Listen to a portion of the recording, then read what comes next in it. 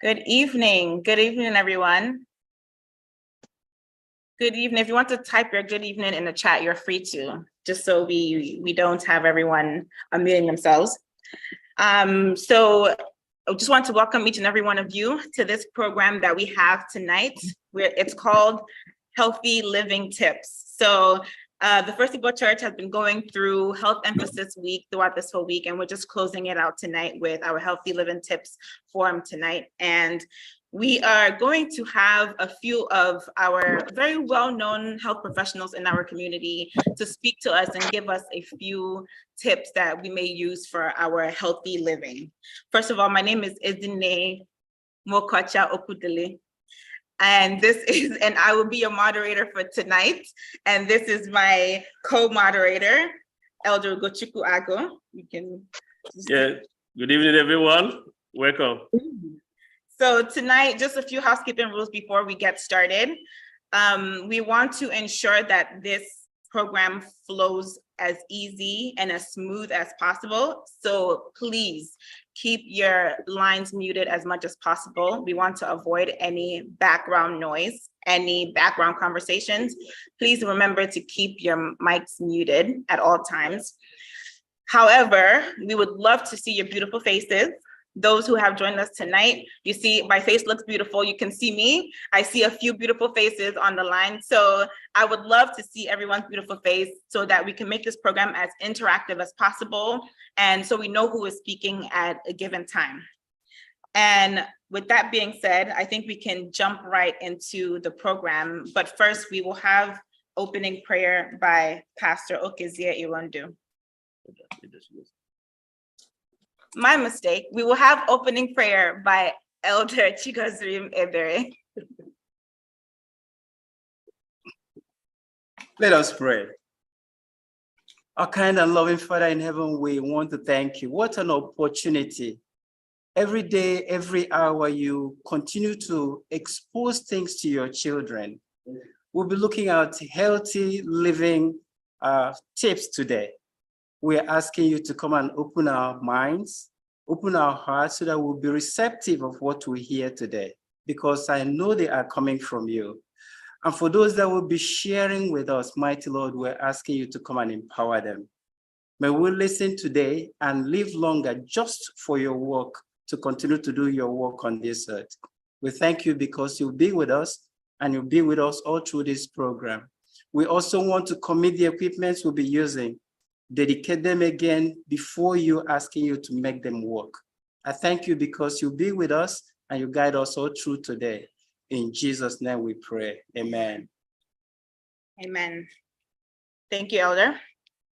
So let's jump right into our program. Like I mentioned earlier, the topic of conversation is healthy living tips. One disclaimer that I do want to provide is that the health professionals who will come on to speak to you are just here to give you advice. They're not here to diagnose anything. So please do not come here looking for diagnosis for any of your medical problems. Please see your physician for that. Tonight is just some tips to help you live a healthier life. So with that being said, we're going to start off with, yes, one more thing. So you will have the opportunity to ask your questions. Our presenters will present, and then later on, we will have opportunity for the audience to bring in their questions. So with that being said, for you to send in your questions, you can either use the chat or you can send a text to Pastor Irondu. His phone number is 410-258-2156. That's 410-258-2156 to send in your questions, or you can use the chat. We will also give you the opportunity to unmute yourself and give your question live. So if you would like to do that as well, that is possible, but just signify by raising up your hand and we will be able to acknowledge you. Another phone number you can use to send in your questions is that of Elder Gochuku Ago. That's 347-637-0258.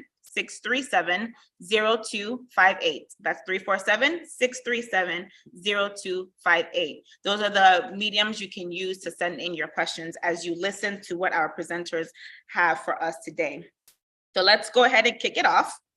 our first presenter, and my apologies to the panelists, you guys don't know the order that we're going in, so you might come with a little bit of surprise, but that's just what makes this event very exciting tonight. So we're going to start off with Dr. Uzoma Okomadu. He is an orthopedic surgeon who specializes in the treatment of hand, wrist, elbow, and shoulder conditions. He has advanced training in utilizing operative and non-operative treatments. That being said, we will hear from Dr. Uzoma Okomadu. Take it away. Good evening, everyone. Can you hear me okay?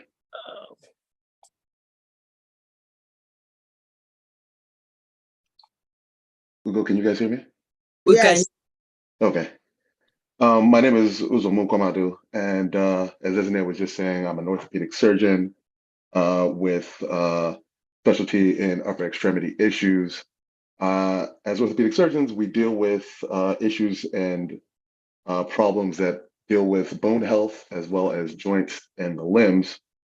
And some of the things that we see often include arthritic issues, sports injuries, and me specifically, I deal with issues of the shoulders and the hands primarily.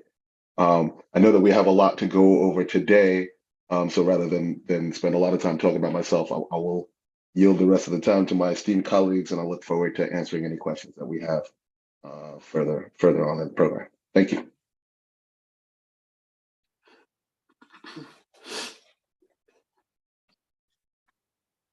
Thank you, Dr. Uzoma. Our next presenter will be Dr. Chinyere Agu. She is a specialist in endocrinology with over 10 years of experience practicing medicine. She received her fellowship training from SUNY Medical School. So we will listen quietly as she gives us her presentation.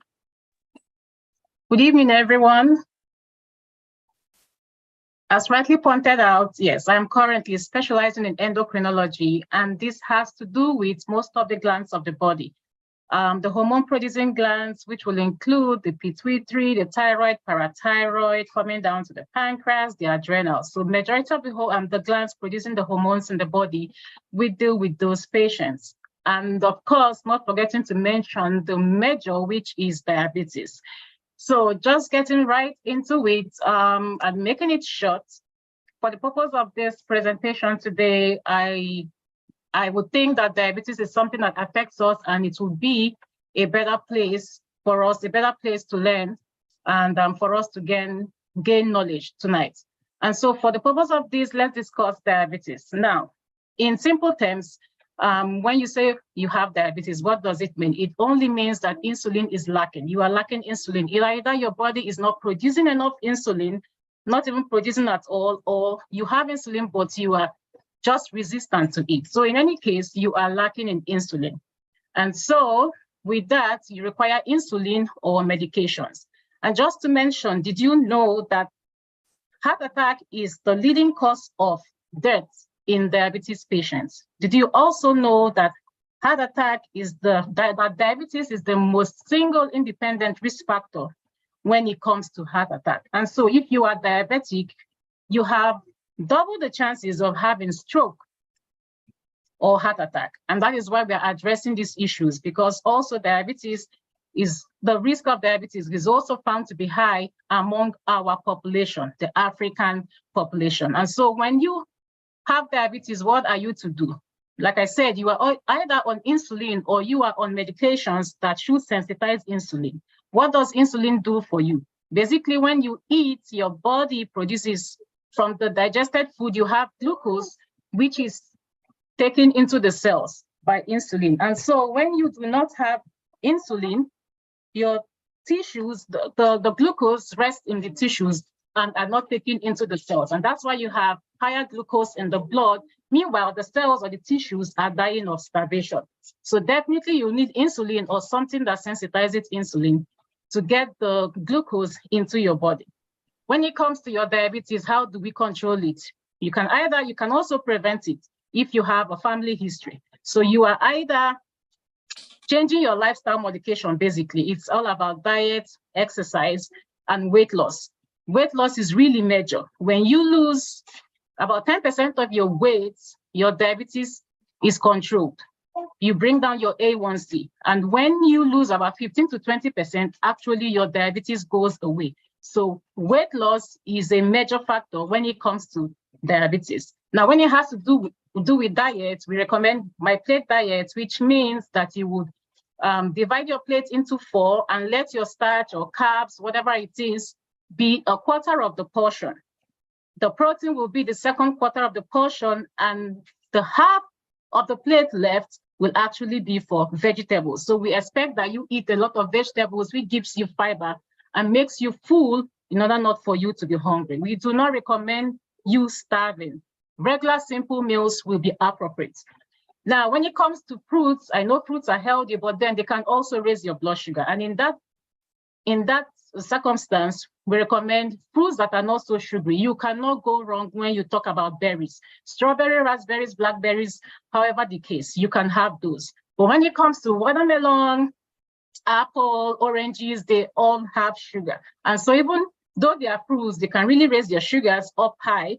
They are simple sugars, and so you are also able to digest them. But then they could skype you up to even sugars of 300, 400s. We do not recommend you juicing. What I mean by that is this: do not blend your fruits and say that's healthy for you. As long as you're diabetic, we do not encourage that. And this is why, if you were to eat a lot of fruits, you would not sit down at the time eating. You may not eat 4, 5, 6 oranges at the same time. But when you juice, to get even an 8-ounce cup of juice, you might need up to 4, 6 oranges. And that is why we do not recommend that. So cholesterol is a big thing. The combination of diabetes and cholesterol is a recipe for stroke. And so if you have diabetes and you're above the age of 40 to 75, you should be on cholesterol lowering medications if your cholesterol is high, or if you have risk factors of hypertension or heart attack in your family. And what do we mean by that? It means that your diet has to be streamlined, avoid saturated fats, foods that have saturated fats, polyunsaturated fats are better. But again, you want to limit the amount of fats you have in your diet. So it means that you avoid frying, but rather bake your chicken, bake your meat, grill. Nowadays we have air fryer. We can do away with cheese and butter, and you can ask your doctor about a cholesterol lowering medication. We already know that we need to cut out juice, soda, Swiss chocolate. These will help you to lose weight.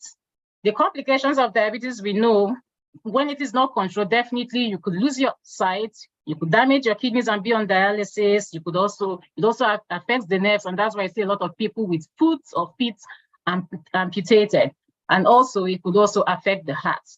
Okay, so generally, in conclusion, what we have to say is diet, exercise, majorly, lose weight. Don't shy away from surgery if it is recommended to you. There are medications out there that help you lose weight. Yes, but I also have to mention that you have to have a backup plan. If you take these medications and you lose weight, when you stop them, what happens? Of course, you begin to regain the weight. So currently, surgery is the most recommended now, and it's what works for weight loss. And by that, you can control your diabetes, you can prevent your diabetes if you already have a family history and your A1C comes down. Thank you.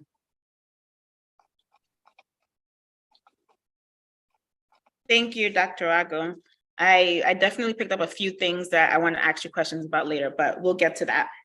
Next, we will have Dr. Joy Wadike. Dr. Joy specializes in OBGYN with more than 20 years of experience. She is currently serving as an expert reviewer on CSAT. She also serves as a clinical faculty for several universities and is currently the chairman of obstetrics at Advent Health Gordon Hospital. Let's please sit quietly and listen to what she has to present to us tonight. Good evening, everyone, and happy Sabbath, and welcome to this forum. My prayer is that I'll be able to answer some general questions regarding women's health care for anyone who has questions. And my preface to this talk is always recognizing the challenge in knowing enough about a subject to think I'm right, but not knowing enough about it to know when I'm wrong, according to Neil deGrasse. That being said, if you have any questions regarding women's health, I would like to answer them. My passions are minimal invasive surgery and improving pregnancy outcomes for high-risk pregnancies. Thank you. Thank you. We'd love a brief presentation. Next, we are going to have Dr. Chidinma Enina. She is an assistant professor at the University of Vermont College of Medicine, specializing in nephrology, and has been practicing in the field since 2020. Please give her your attention. Good evening, everyone. My name is Chidinma Enina. I am a nephrologist. And what does that mean? It means that I take care of patients with kidney disease. To my surprise, there are a lot of people who don't know what the kidneys are and what they do. The kidneys are a pair of organs located in the mid to upper back that help filter the blood and remove toxins from the body and produce urine. When it comes to kidney disease, there are a few things that may or may not be thought of as relating to the kidneys. For example, I take care of people with kidney disease. I take care of people with electrolyte disorders. And I take care of people with some hormonal disorders, just like my colleague, Dr. Chinyere Agụ does. What I do and what Dr. Chinyere Agụ does is really linked together because diabetes is a major cause of kidney disease in the world and especially in our population. Another major cause of kidney disease in our population is hypertension. Hypertension, as we know, is high blood pressure, and that is when the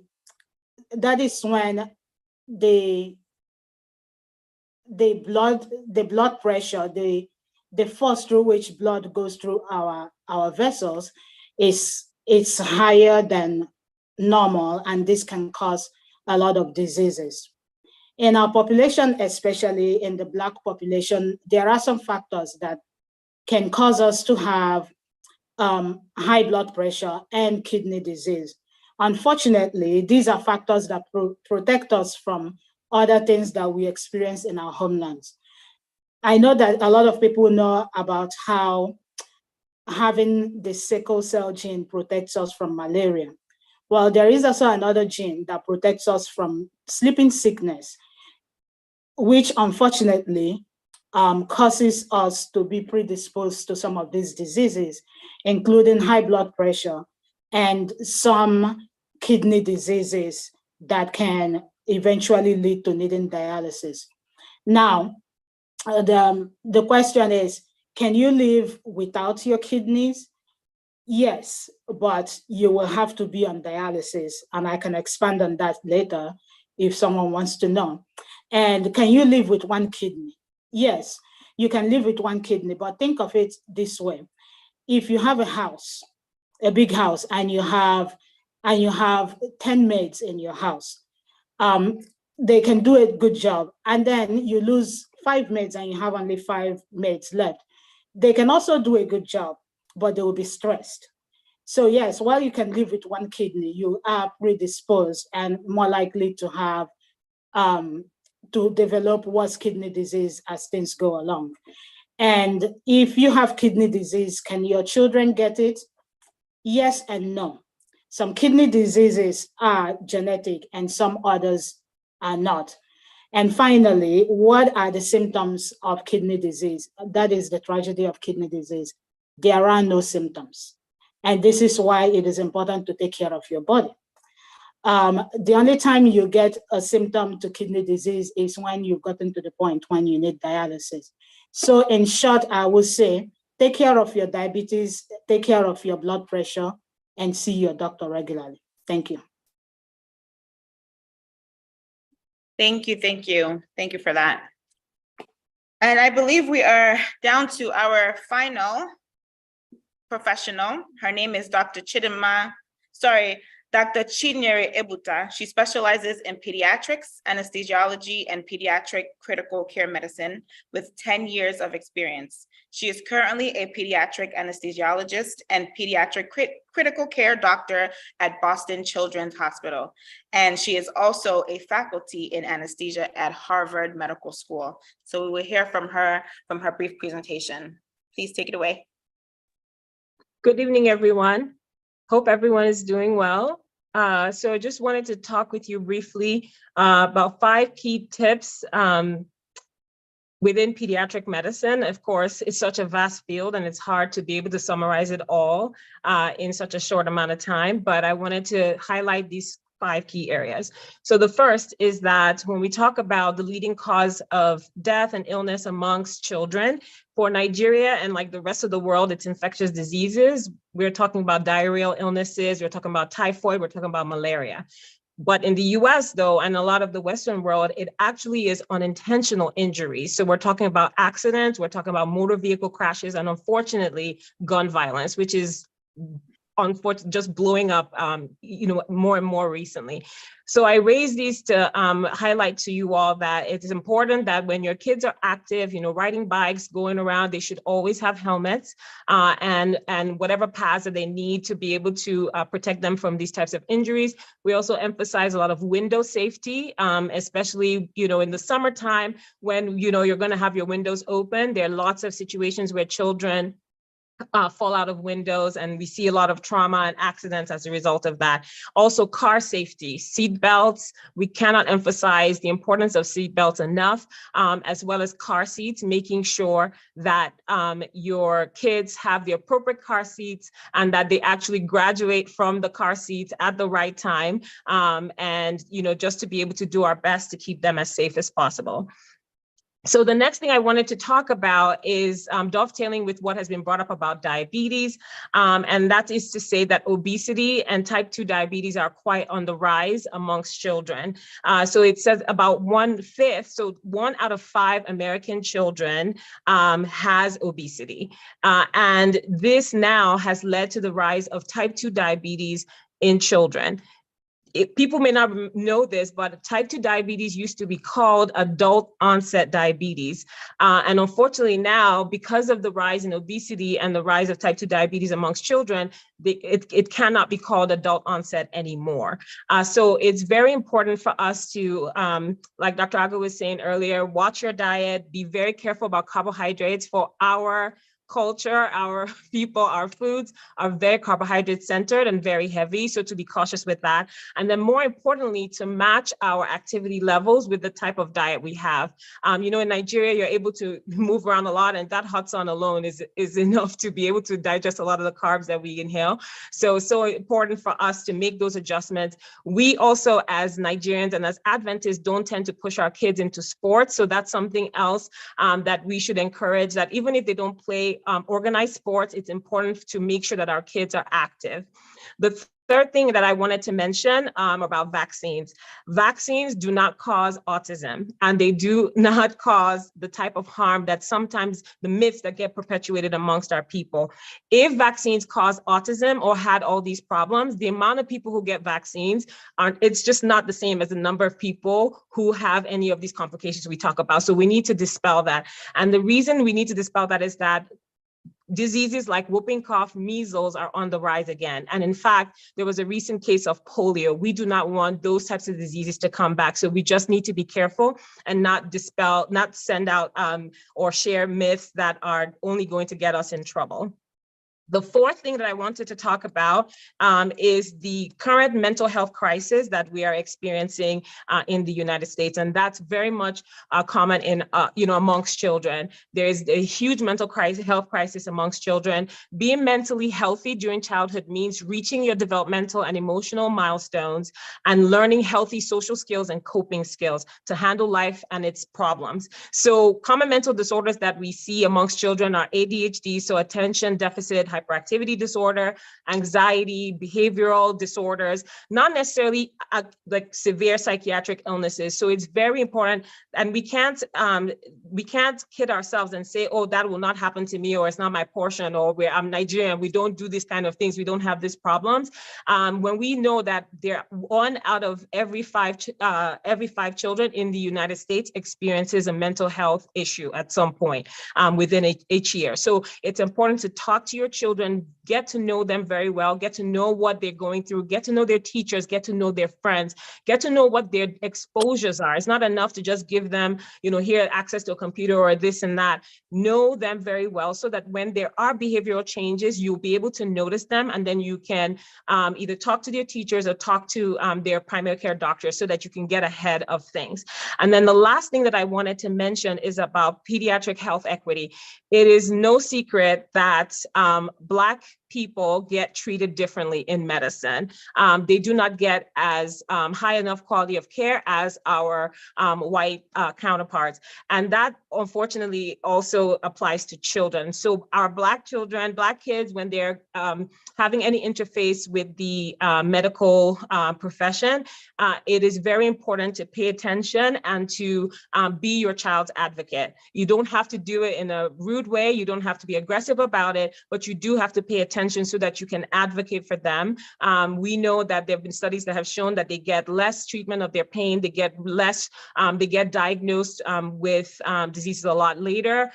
Part of it because of late presentation, but also part of it because they don't get the necessary referrals to be able to get assessed. So it's important that we are able to step in and advocate for our children, and always seek help amongst other professionals like us if you feel like something is going on that you're not able to get addressed. So thank you so much, and I look forward to answering any of your questions.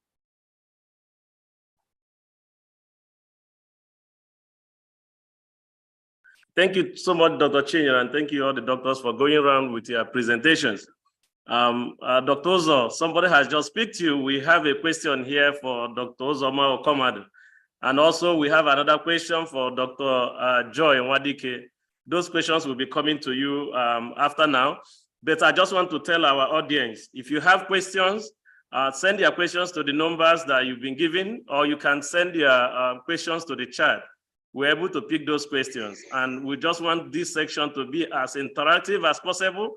So if you feel comfortable where you are to show us your face, put on your videos, please just feel free to do that. I know that our presenters want to know the voices behind the screen. So if you can do that, please feel very free to come on with your videos. Dr. Uzoma, don't kill us. I don't know why you were selected first. But the question is coming no problem. to you. And the question is saying, I've been thinking about starting jogging for exercise, but heard that it's bad for the knee.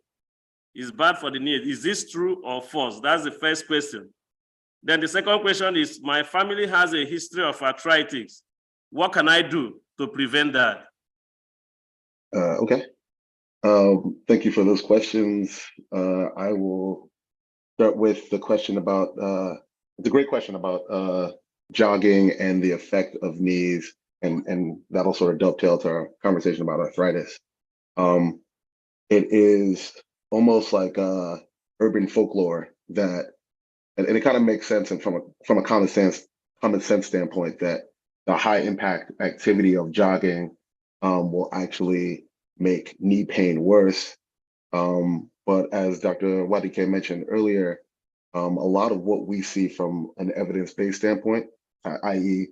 from the research that folks who are experts in this field and have looked at this in an exhaustive fashion, shows that actually high impact exercise and exercise in general is a good thing, even from a bone health standpoint.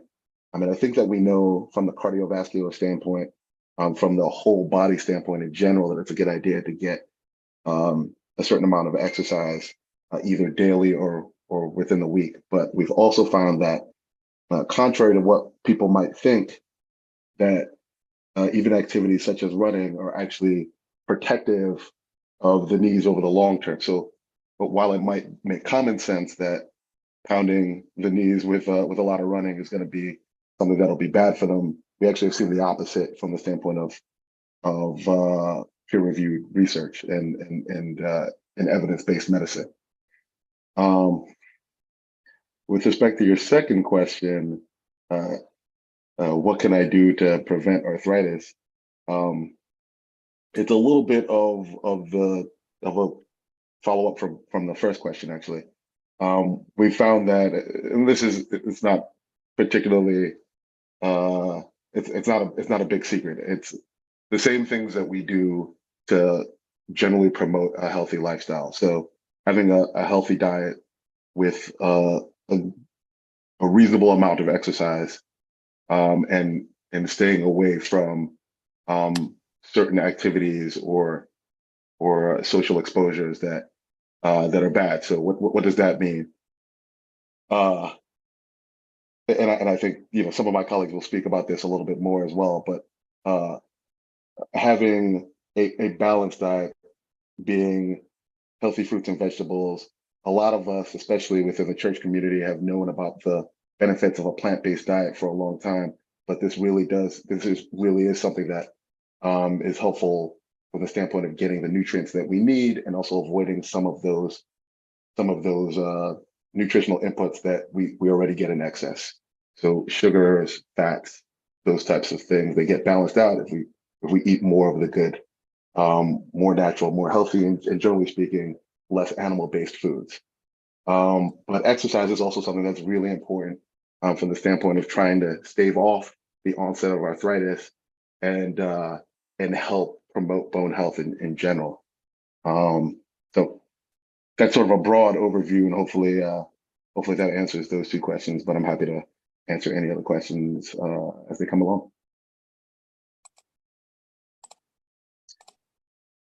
I think you guys are still muted. Yeah, definitely there'll be a follow-up questions to you after we've gone to Dr. Joy, because I want to know how I'll be jogging and moving around if I'm very hungry.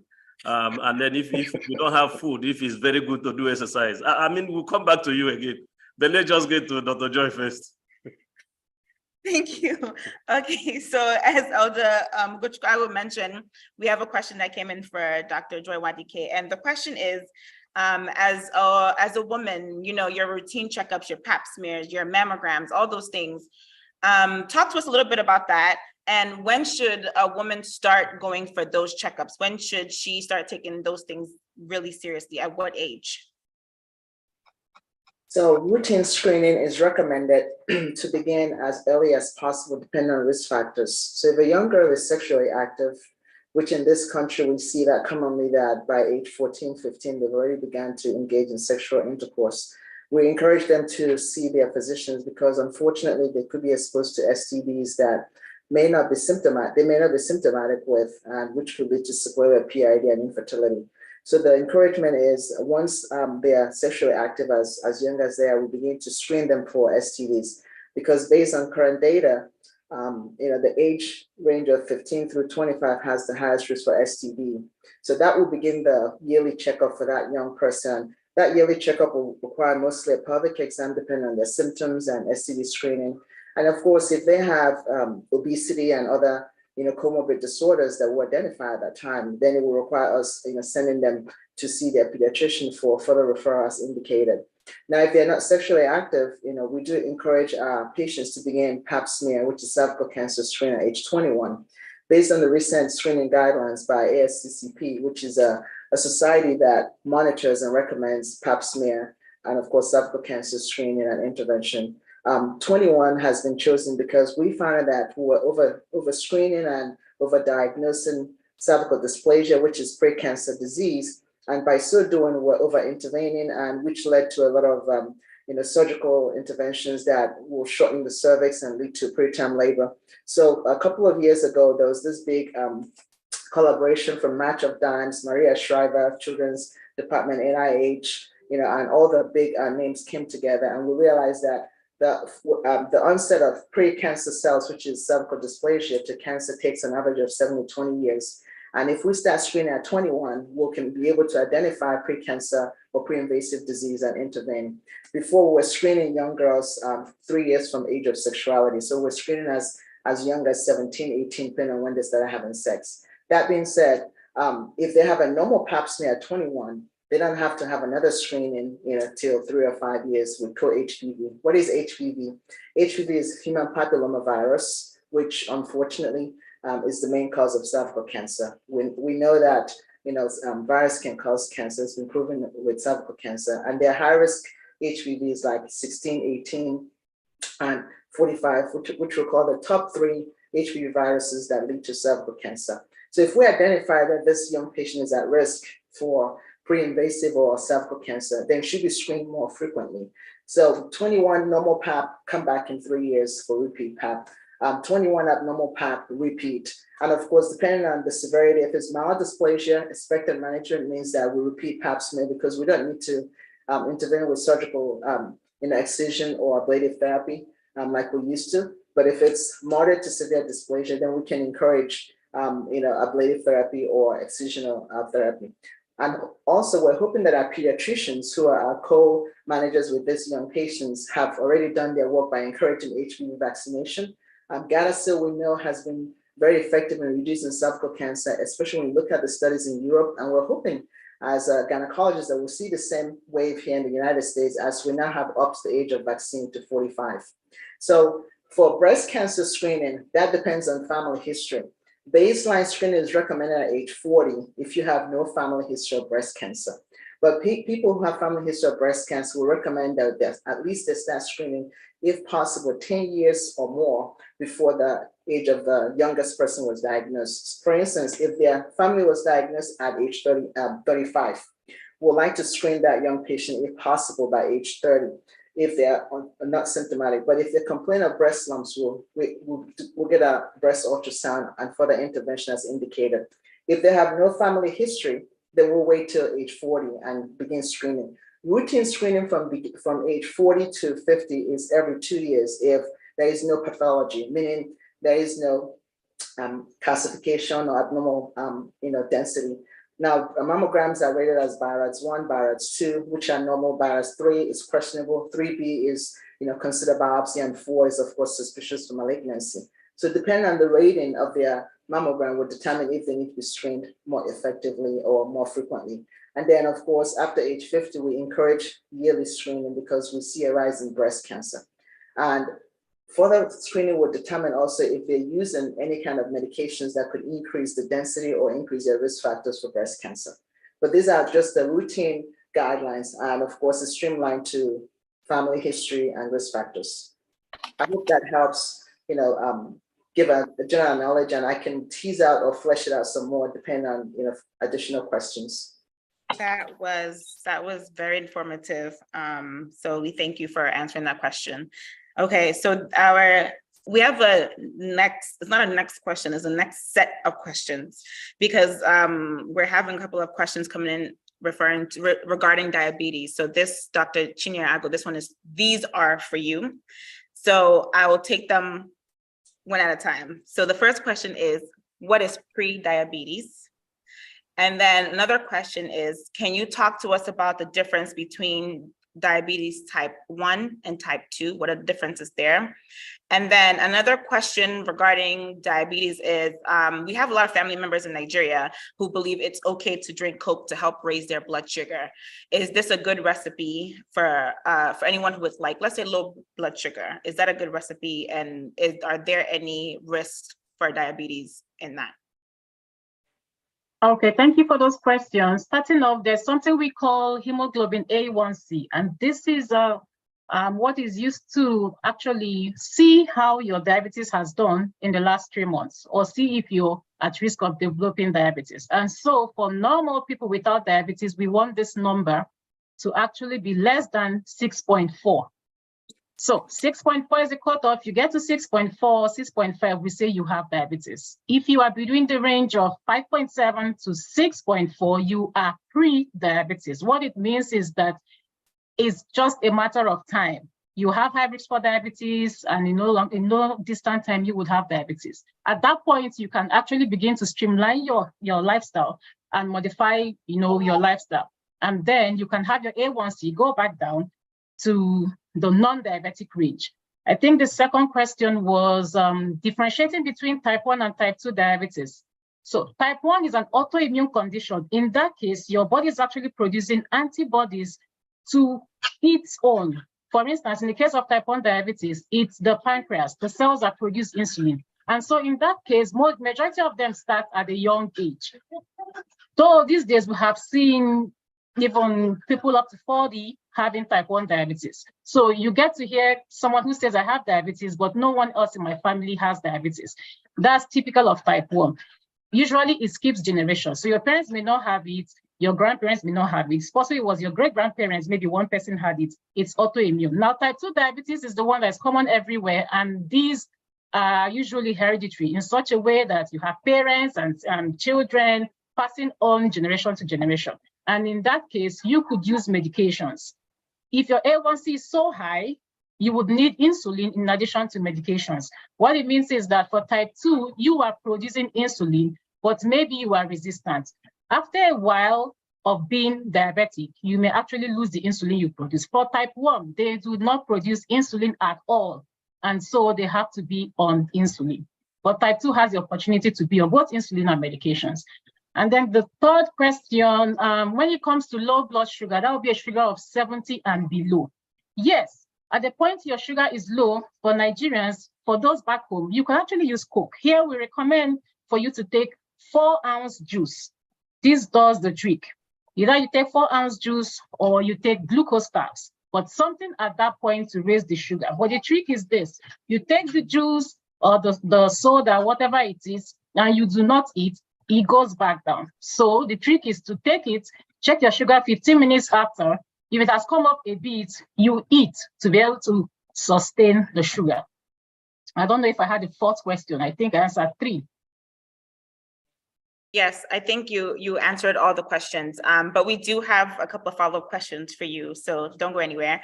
The first follow-up is, you mentioned streamlining your lifestyle. Can you explain that a little bit further? And then we had a question regarding losing weight as a to help with diabetes. Can you talk about that? Is there any truth in that? And yes, so actually when we say streamlining your lifestyle, it means that you will modify both your diet, you will bring in exercise. Majorly, your diet is key, and then you will bring in exercise. Whatever keeps you stable or whatever makes you lose weight will actually help your diabetes. So in this case, you will begin to eat foods that are less in carbs, right?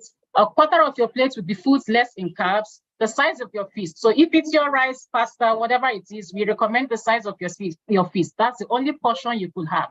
Now, the other one, the other quarter is for your protein, and the rest of the plate should be fiber, vegetables, all vegetables. So with that, your sugar doesn't go that high because most of your sugar, the calories you get are coming from the vegetables and the protein and less of the carbs. Now, when it has to do with diabetes and losing weight, yes, if you're obese or overweight, you would notice that research has shown, studies have shown that when you lose weight, your diabetes gets better, depending on the percentage body weight you lose. And so about 10% body weight gives you a very good control of your diabetes. But as much as 15–20% takes away the diabetes automatically. It doesn't mean that you are not at risk of diabetes. If you go back to your previous habits, it also starts creeping up. So for those who are slim, to say, and do not need to lose weight, then you would rely on diet and exercise to have stable blood sugars. But if it's about diabetes going away, no, diabetes does not go away. It depends on your lifestyle. Thank you. Thank you, Dr. Chinyere. Our next question is kind of a follow-up to what Dr. Chinyere Agu has been speaking on, and this one is for Dr. Chinyere Ebuta. Now, we talked about diabetes a lot in adults. So can you walk us through diabetes in children? Can children have type 2 diabetes? What are the risks there? that you have seen in your profession? So children can actually have both type 1 and type 2 diabetes. And in fact, I've seen taking care of patients who have developed type 1 diabetes as early as like 4 weeks of age, couple of months of age. And this is as a result of an autoimmune issue where there's damage to the pancreas. And so it can come at any point. And usually you'll have, some younger people, most young people who get diabetes is as a result of type 1 diabetes versus type 2 diabetes, which I had said earlier, used to be known as adult onset diabetes. And so it usually would require some amount, you've lived for a period of time, and often insulin resistance can be related to obesity, like I had mentioned earlier as well. And so we now are seeing both types of diabetes in children. And of course, their management is essentially similar to adults. However, you're now dealing with young children and having to deal with insulin injections in some cases. In kids who have type 2 diabetes, they don't all necessarily have to be on insulin. They can take medications that actually help the body handle blood sugar better. And then the same thing applies to children as in adults, and is that if you streamline, lifestyle, so again, diet modification, increasing activity, weight loss, and we're looking specifically, not just any kind of weight loss, we're looking at fat loss, especially around the abdomen, because that is the one that is the highest risk for insulin resistance. So with those types of things, you can actually reverse type 2 diabetes in children.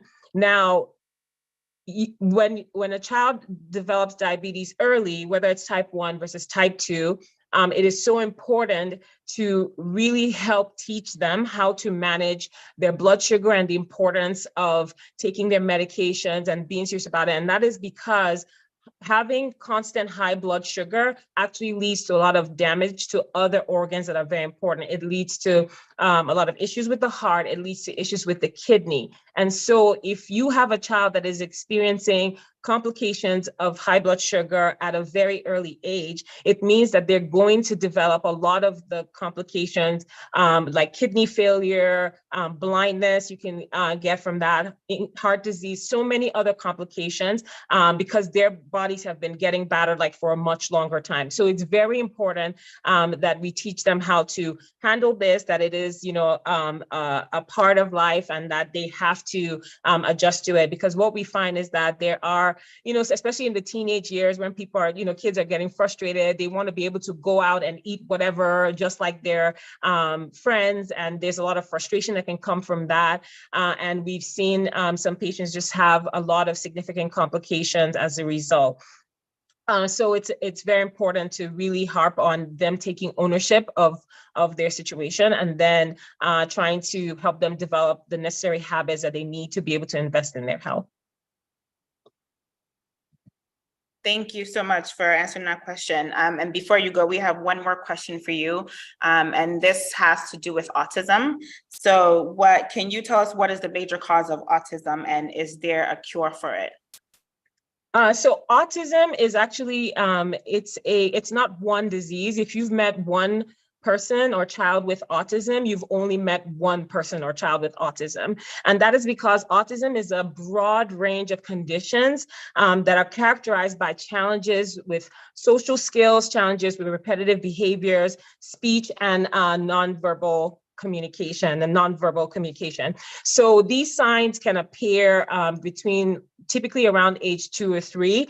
And the key thing, it's one of those things where there isn't, like, we can't say that it's because of this gene and it's because of this particular area of the brain or whatever that is the cause of autism. And so what that means is that it's not like we can create a medication or a plan to target any specific area. What has been shown to help manage autism and help a child who is, or or even there are adults who have autism as well. So what has been shown to make a huge difference in helping them reach their full potential, just like any other neurotypical kid, is that is early intervention. So what that means is that you want to recognize the signs early. You want to make sure that you have your child assessed if you are concerned that there might be some issues with their social and neurological development. And then once that is the case, you get them assessed either by a pediatrician or developmental pediatrician who is specifically focused on this particular area. And then they create a plan. This is somewhere where you will have a lot of interactions with not just your child's, a primary care provider or doctor. You also have a lot of interactions with the school system, knowing how to advocate for them and the types of support that they will need, whether speech therapy, occupational therapy, physical therapy. It just depends on the severity of their manifestations and how and the types of supports that they need. Depending on, so you have kids who may have, a full range of like severe communication issues that have been helped with speech therapy. You have some kids who may have certain repetitive behaviors that have also been helped with ABA, which is applied behavioral analysis, that type of therapy. And the main goal, which is, like I said, for both a kid that is autistic and a child who is neurotypical, the goal is to help them reach their full potential.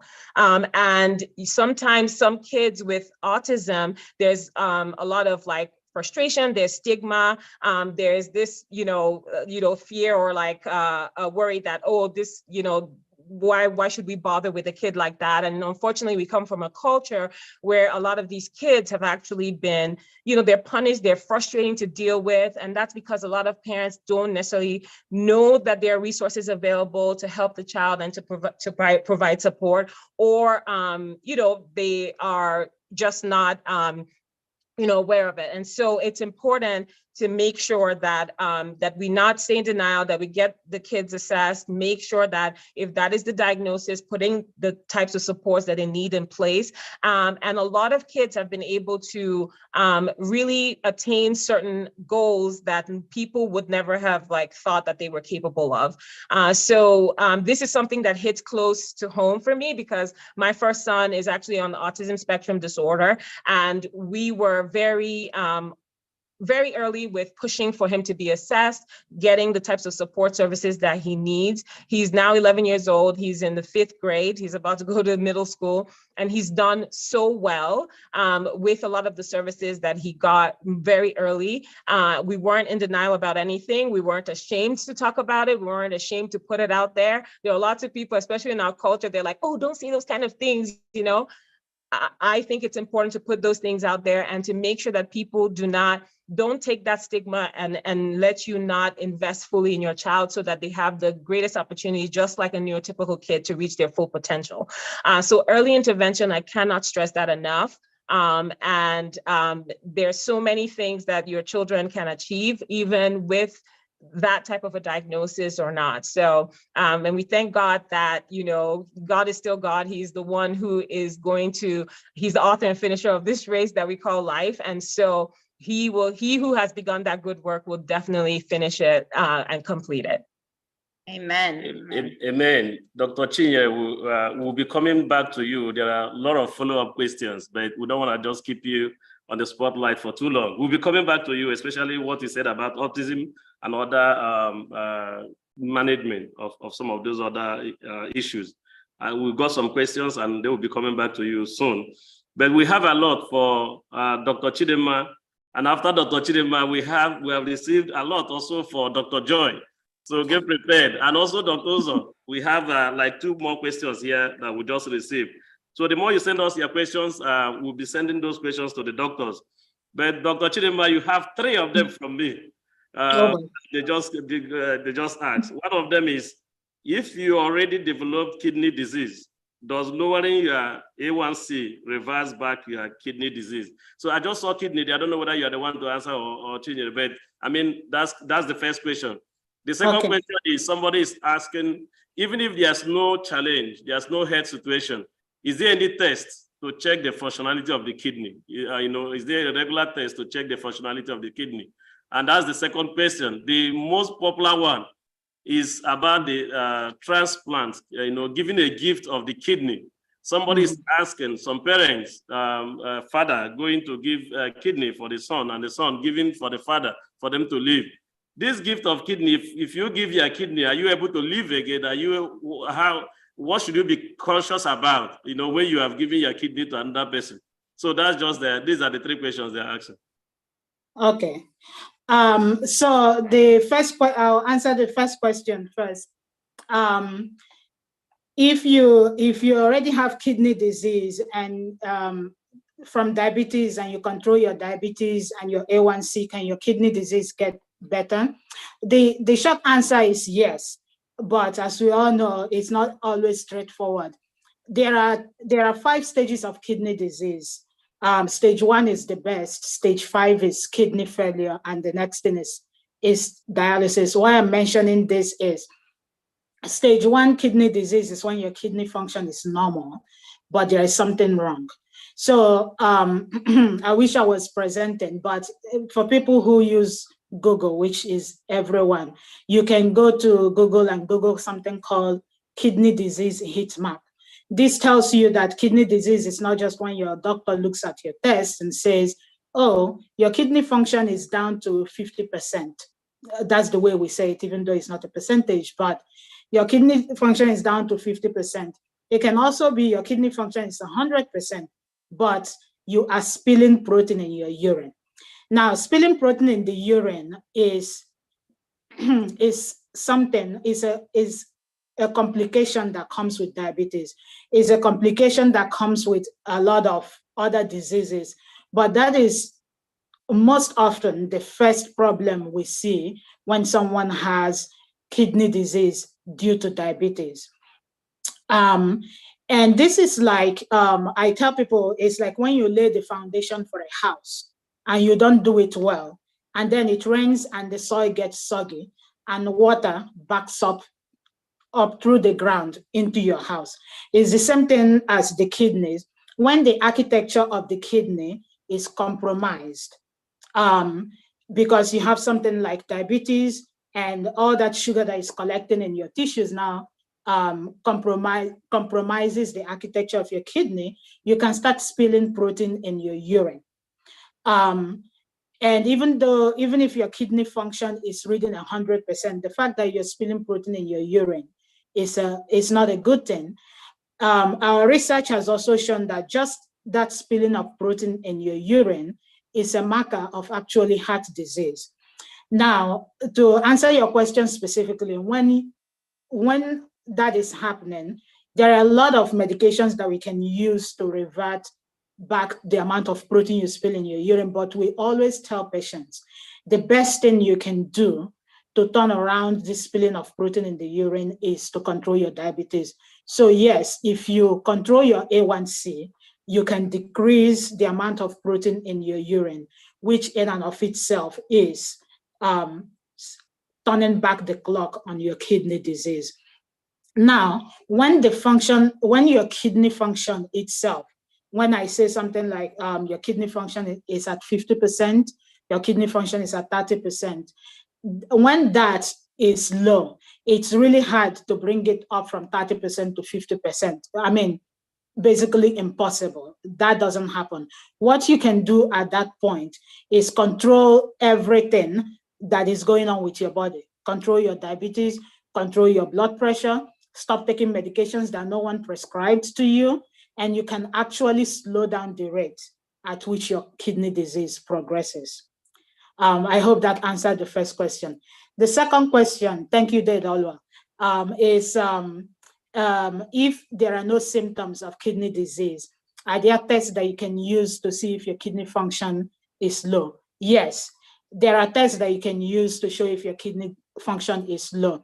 And these are not special tests. When you go to your doctor and the doctor says, I want to check basic tests, usually they are checking your blood count and they are checking your electrolyte panel.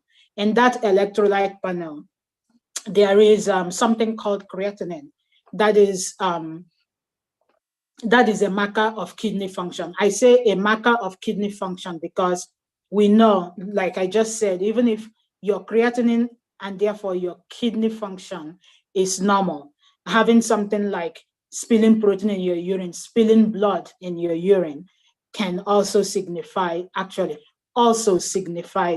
kidney disease. So yes, your doctor can check your creatinine and tell if your creatinine is normal or not. And then the third question was about transplant.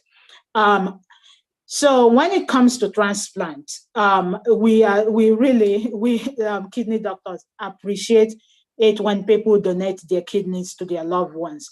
Can you live with one kidney? Yes, you can absolutely live with one kidney. There are people who are born with one kidney, and then there are people who lose one kidney to cancer or whatever. They are in an accident and there's trauma and they lose their kidneys, and they lose one kidney. And yes, you can live with one kidney.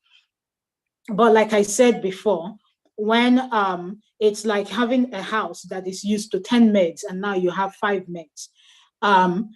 If you want your house to remain clean, you cannot be so laissez-faire and careless about making it dirty anymore because you're going to overwork your 5 maids. You have to be very careful. When people want to donate their kidneys for transplant, we check to see if there is something that is wrong. So if you have high blood pressure that is not well controlled, we don't advocate you giving your kidney, because that means that you are at high risk for developing kidney disease. And if you get rid of your one kidney, then the other one is going to be very overworked. When you have something like diabetes, we don't usually take your kidney because you are already at high risk for developing kidney disease. There are other things that we look at also, and all this to say that just because you didn't have these things when you donated a kidney doesn't mean that you can't develop them. So you have to be really careful. Having one kidney and then developing diabetes is not a good thing. When you give someone your kidney, then you watch what you eat, you watch what you put in your body, which you should be doing anyway. You watch the medications you take. You don't just go and be like, my forefathers have been drinking this since kingdom come. It's not going to work. That may do you in. You have to take care of your body the way you should, especially with one kidney. Thank you.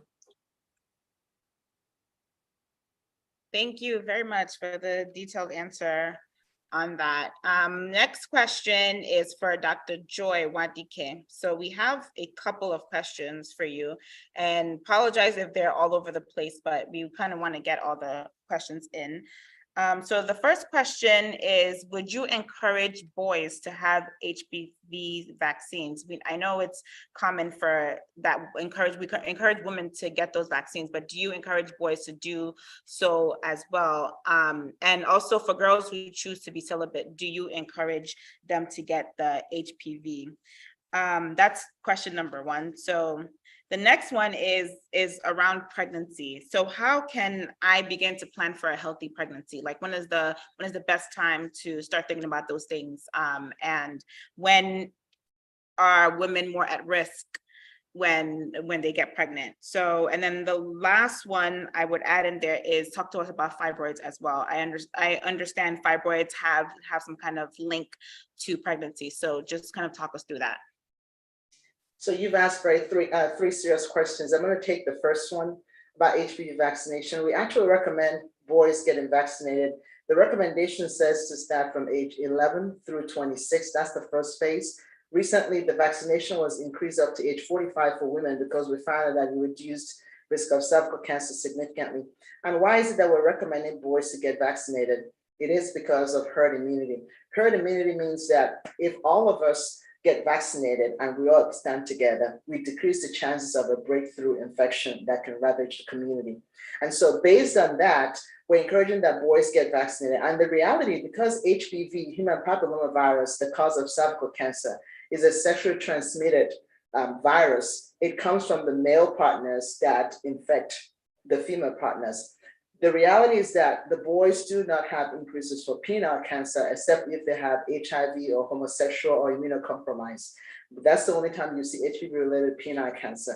But for women, because of the nature of our cervix, the cervix has what we call the transformation zone. The transformation zone is the beginning of puberty to where that young girl is. Let's say she started puberty at age 11. And if she were to present to my office at age 21, 22 with an abnormal pap smear, and I'll perform a colposcopy is a microscope that I used to look at her cervix, I could see her transformation zone. And what that area is a highly sensitive transforming zone, chronically active. It has the genes, the E6 and E7 oncogene. An oncogene is a gene that transforms into cancer, the word oncology. So the transformation zone is only found in women. Hence, when they are interacting with a male partner who has had multiple sexual partners, before them, they will infect that innocent girl. And unbeknownst to her, she's already beginning to have transformation of her transformation zone. And that E6, E7 oncogene is so active in young patients, which is why if they don't start screening early, they can begin to be at risk for cervical cancer by the time they're in their 30s. The youngest patient I ever diagnosed with cervical cancer was less than 35. And for her, she thought it was a joke when her doctor told her when she was in her 20s, your pap smear is abnormal, we need to do something. And she just blew it off. And with her risk factors, having multiple partners, drug use, and I'm sure her poor immune integrity, it accelerated her risk from pre-invasive to cervical cancer. So that is why we encourage boys to get vaccinated. I had all my 3 boys vaccinated because I wanted them to protect their future wives. Because unfortunately for the women who die from cervical cancer, they get it from their male partner.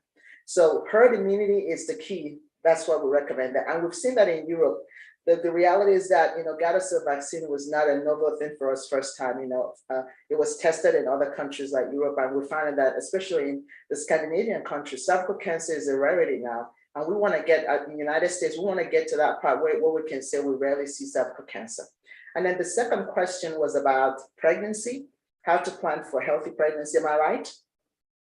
So when to start planning for healthy pregnancy, I would say it's now. If you're thinking about getting pregnant, let's say in the next 6 months, 1 year, if you're taking birth control pills, it's always ideal to try to stop it 3 to 6 months before you conceive or try to start getting pregnant. If you're not taking prenatal vitamins, I encourage that the patient starts taking prenatal vitamins and folic acid. And why is that? Folic acid is part of our DNA. We have found that an increasing dose of folic acid reduces birth defects, spina bifida, cardiovascular defects, genital urinary defects, GI defects and limb defects, and also maintain a healthy lifestyle. We do know that increased BMI increases, birth defects. And of course, increase in age. We use 35 as AMA, which is advanced maternal age. We see more birth defects in that age group because of the aging of the maternal egg. There is a metaplastic change that goes through a woman's body as she begins to approach 35, that the egg begins to age, that it can increase risk, unfortunately, for birth defect. But overall, we've noticed that we have healthy pregnancy outcomes in healthy patients and those who routinely get routine health checkups. That way, if there's something we can find out early, like diabetes, they don't know they have diabetes or hypertension, or even lupus or other autoimmune disease, we can begin to intervene. The best outcome for any high-risk pregnancy is early intervention, because if we can intervene, we can prevent everything in pregnancy, unfortunately. That's the reality. But if we can intervene early, we can hope for a successful outcome. Hopefully that answers the questions. This is a broad topic that I can spend a whole day on, but I'm just trying to cover it as fast as possible. Now, the third question is fibroid. What are fibroids? Fibroids are what we call non-cancerous tumors that grow in a smooth muscle. What is a smooth muscle? The smooth muscle is like the uterus. The uterus, unfortunately, because of the nature of it, will allow the non-cancerous tumor like fibroids to grow. And fibroids can occur in the society depending on age, race, ethnicity, from range of 20 to 50%. But the darker our skin is, the more we have it. So you tend to see it in more darker people, African Americans, Mediterranean, Southern Asians, Hispanics. Caucasians do have it too, but not in the prevalence of frequency we see it among our dark-skinned people. Yes, we have fibroids can cause infertility. It depends on the location and the size. What do I mean by that? If the fibroid is within the endometrial cavity is where the baby, the placenta stays.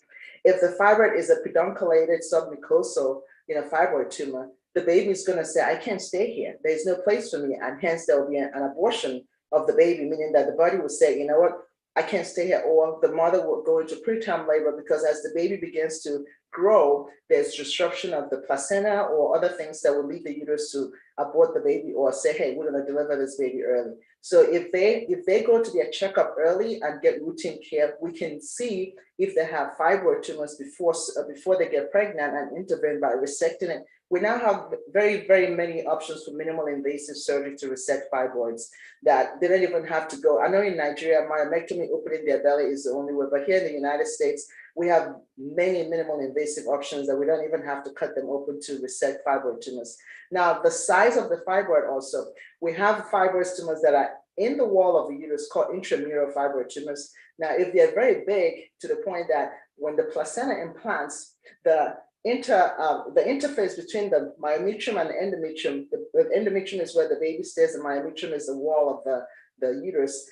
It can disrupt blood flow to the fact that it can compromise fetal growth. So we're always hopeful when patient has a fibroid tumor and their placenta is located in a different place, no matter how big it is. I had a patient, she had a 15-centimeter fibroid tumor. She was able to carry her pregnancy successfully, but the size of the fibroid precluded vaginal delivery. So she had to require a cesarean section because of where it was. But thankfully, it allowed the baby to grow, but we had to get the baby out by cesarean delivery. And subsequently, she ended up having a hysterectomy because of uterine involution that happens after delivery. The fibroid will begin to degenerate and cause more bleeding, more pain, more symptom that will lead to that patient requiring a hysterectomy later on. And for fibroids, there are minimal treatments that you can start with, especially to control the symptoms. Fibroid tumors tend to cause bleeding, tend to cause pressure, tend to cause urinary symptoms if they're present on the bladder, on the rectum. And for some people, it just makes them look pregnant, and the embarrassment of, I have patients coming, Dr. Mike, I'm tired of my family asking me, when are you due? And I know I'm not pregnant. And unfortunately, they have fibroid tumors. And the youngest patient that I've ever done a hysterectomy on, removing her uterus because nothing was working. She was hemorrhaging and bleeding out to death. She was 33. And what we did was we harvested her eggs prior to minimal invasive robotic hysterectomy. And that way she can be able to have her own children of her own offspring, but she won't be able to carry, she would need a donor uterus or someone in the future, to carry for her. But we start with treating the symptoms with birth control pills to suppress bleeding. That way we can prevent anemia, because we know worsening bleeding will lead to anemia. Worsening anemia can lead to cardiovascular risk for them as they get older, such as congestive heart failure. And of course, with anemia comes fatigue, weakness, inability to function, loss of income, loss of family time, so many things that could adversely affect them. The other treatments that we can use is Lupron, which, depending on if the patient can tolerate it, they can continue that because it helps to shrink the size of the fibroid so that way they'll have less fear. But it does have side effects by putting them in a menopausal state. That menopausal state will cause them to have hot flashes, night sweats, and some people can't tolerate that. So we have to do an add-back hormone therapy with agestin, which is a progesterone hormone. You don't want to give them too much estrogen because it will cause the fibroid to grow. And then we have, like I said, minimal invasive surgery such as laparoscopic myomectomy. Of course, we have a new technique now that's out. It's called radiofrequency ablation. Essentially, it's a laparoscopic procedure. We put a camera in the belly and we zone in with an MRI image grafting to see exactly where the fibroid is, and we place a port in there, and with radiofrequency, we ablate the fibroid. You literally see it shrink up. And the reality is that that patient can go on Vicente because you've only made 1 or 2 incisions in their belly. And of course, the last resort is, like they do back home in Nigeria, they open them up from xiphoid to the pubic bone. I call it a zip line, and take out the fibroids, which is more morbid than what we normally do. The ideal time to diagnose fibroid is when it's small, so that you can begin to control symptoms and hopefully prevent worsening, effects, to the patient. Now, do hormones keep the fibers from growing? Not really. We haven't found anything that could potentially shrink fibers in association with hormone, but they can maintain the symptoms from getting worse, like controlled bleeding, and the patient can have regular periods instead of heavy periods. And I hope this is helpful, and I would like to talk about it some more if patients want to, not patients, if participants want to speak about it, okay? Actually, we're going to keep talking about it a little bit more because I have just one question for you. Okay. So are there any kind of preventative measures that women can take to help prevent fibroids? And when the fibroids are very small, how can we detect those things before they get so big? Because normally there's nothing for us, there's no indication of it, especially for those that are inside the uterus, there are no indications of it until it grows to a certain size and you start to feel that. So what are some preventative things we can do to keep from having the fibroid or even having it grow? So I want to say, yes, there's prevention, and no, there is not. We do know this, that the heavier you are, because you have more fatty tissues or adipose tissues, you produce more estrogen. And because you produce more estrogen, those fibroid tumors will grow. So we see fibroid tumors growing in bigger women than in patients who have ideal body weight. So the key there, that's why I said yes and no. The key there by preventing is to have an optimal ideal body weight, to minimize that extra adipose tissue that produces the abnormal estrogen, which is not the true estrogen your ovary gives, is the estrogen that is more harmful and will cause the fibroids to grow. And secondly, we can't prevent it, and that's the no, because we now know that if you have a family history, if your mother had it, your sisters, your aunts have it, you're likely to have it. And if you're the same, if your ancestry is African-American, African, like most of us here, you're likely to have fibroids. And how soon can you detect it? The reality is the fibroids that are less than 5 centimeters are asymptomatic. And why is 5 centimeters such a cutoff? Because of the fact that we do not want to over-intervene or begin unnecessary surgical intervention or hormonal therapy. If it's 5 centimeters or less and patient is asymptomatic, and what does that mean? They're not having heavy periods, they're not complaining about pressure, they're not complaining about urinary urgency, and they want birth control. You can put them on birth control pill. We do know that it doesn't keep the fibroids from growing, but it suppresses symptoms of abnormal bleeding from starting up. And if they maintain regular health checkups, and keep an honest, diary of their menstrual cycle, of their body, they can detect, okay, there's a change. I feel more pressure, more bloating. We can always get an ultrasound, and a transvaginal ultrasound is the best imaging modality we use to diagnose fibroid tumors. And it always baffles my mind when people come and say, I've been suffering from this for the last 5 or 6 years. And you want to say, why? We have so much tools to diagnose this early. So can we detect it early? Yes. If a patient comes in, I'm having bloating, I'm having pain, or even simple, I'm having unusual pressure during intercourse, I'll get an ultrasound. And yes, you do have small fibroids. And if it's 1 or 2, we usually don't want to do anything. But if they want to be on birth control to suppress ovulation and prevent it from growing excessively, yes. And if they're overweight or obese, I'll tell them try to lose weight, because the extra estrogen from the adipose tissues feed in that fiber. That's why I mentioned earlier, you never want to give estrogen therapy as an add-back therapy when we do Lupron, we do progesterone, which doesn't have that androgen effect. So hopefully that answers the question, because there is no actual prevention, but lifestyle, can prevent it from getting bigger. Yes, that was very helpful. Thank you. You're welcome. So the next set of questions will be coming to our brother, Dr. Ozo. We have a couple of questions for you. And after you, Dr. Chinyere will get ready. We have so many questions also coming in for her.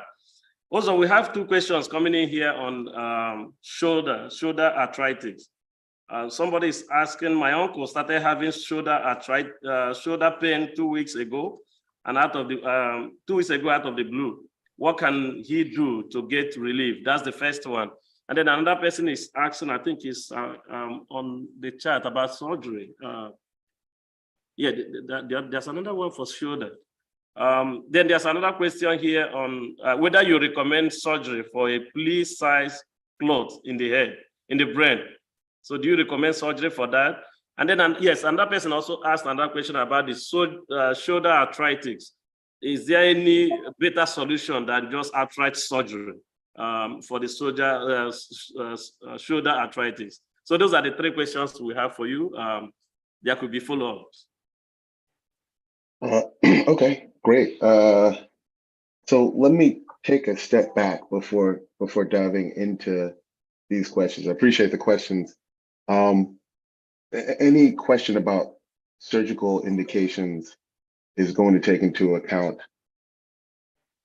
a number of different inputs, a lot of different types of information about the patient, about the types of things that they do from a day-to-day standpoint, and also about the anatomy that's affected. So there's not really any one way to deliver an answer about a question about, is this the right thing to do, A or B, for everyone. So in taking a step back, I think it's really important for these types of issues, but really for all of the things that we'll be talking about today. I think we're all happy to try and share some of the experience that we have as physicians and doctors, but this does not substitute for the people that are listening to go and get your own personal medical evaluation.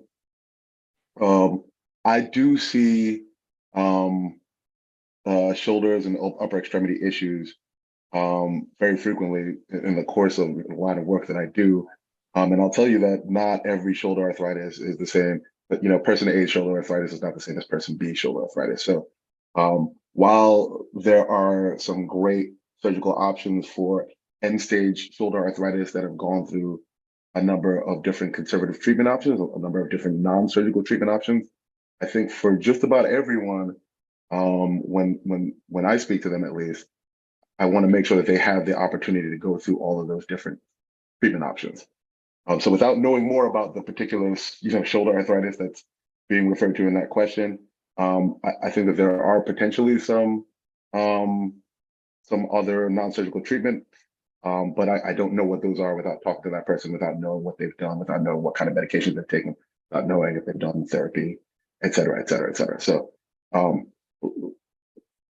hope that's not an unsatisfactory answer to that question, but I need to know a lot more to be able to give you a specific answer to a general broad question like that. With respect to the uncle with the acute history of shoulder pain, that doesn't sound like shoulder arthritis to me. That sounds like something that I see pretty often, which is usually shoulder tendonitis. It's usually tendon irritation. But again, this is something that probably requires some level of evaluation. I will tell you, if I can give you if we're doing healthy living tips, if I can give you a little piece of information, aside from just going to see someone like me in the office, the vast majority of shoulder pain that I see in the office that is not caused by an injury, that comes on out of the blue and that hasn't been treated, will get better with a course of anti-inflammatories and or physical therapy. And physical therapy can just be shoulder exercises that are done repeatedly with in a certain regimen. So basically, a committed course of doing exercises, the type of which you can find online. Anti-inflammatories can literally start from the over-the-counter ibuprofens, Aleve, those classes of medications, and they can be really helpful for short courses, for shoulder pain that doesn't arise because of an injury or trauma, and that hasn't been along for a long period of time. But even after having said that, I would double down and say that it's probably I think it's really helpful to get these types of things evaluated by a specialist to see if this is actually what it is that it sounds like to me, or if this is something else which may not respond to that course of treatment. Lastly, about the question about the pea-sized brain tumor, I saw that on the chat, and I doubly and triply would recommend that is something that should be seen by a specialist who handles that kind of care. I definitely am a surgeon. I'm an orthopedic surgeon. But that does not, we don't have any purview that extends to the brain. And that sounds like a very serious thing that should be taken care of very seriously. So I won't even pretend to give an opinion on that, because that's something that someone who deals with those types of things should be looking at. Yes, thank you for not giving an opinion on that before someone runs back and says. No "Dr. worries. Okay, so just stay put. We have a couple of more questions that just came in for you. The first one is there a possibility of truly rehabilitating chronic ankle and wrist pains from sports injuries? If so, what are some tips in terms of nutrition or exercise that can help with that? That's one. Number two is, are there ways to reverse arthritic hips and knees? There are a lot of people in Nigeria that want to know how they can reduce the pain from arthritis. Then the last one, someone asked, there has been extensive clinical studies done on the role of vitamin D in reducing, okay, that is not for you, never mind. I'm happy to answer the follow-up questions. We're not going to put you in that kind of position. Thank you. I'll start with the chronic ankle and wrist question. So yeah, there's absolutely ways that you can deal with chronic sprains. The term sprain often is used as sort of an umbrella statement to deal with small tears of soft tissue structures that don't involve bony injuries. But as broad as that is, there's a number of different things that can fall into that umbrella. So the actual treatments, they can start off the same. Like, a lot of them have to do with what we call the RICE protocol, which is rest, ice, compression, and elevation. But with a really chronic injury, oftentimes it's also, again, I'll be continuing to beat this as my drum. This will be my mantra. It's really important to be evaluated to make sure that it is the thing that we think it is.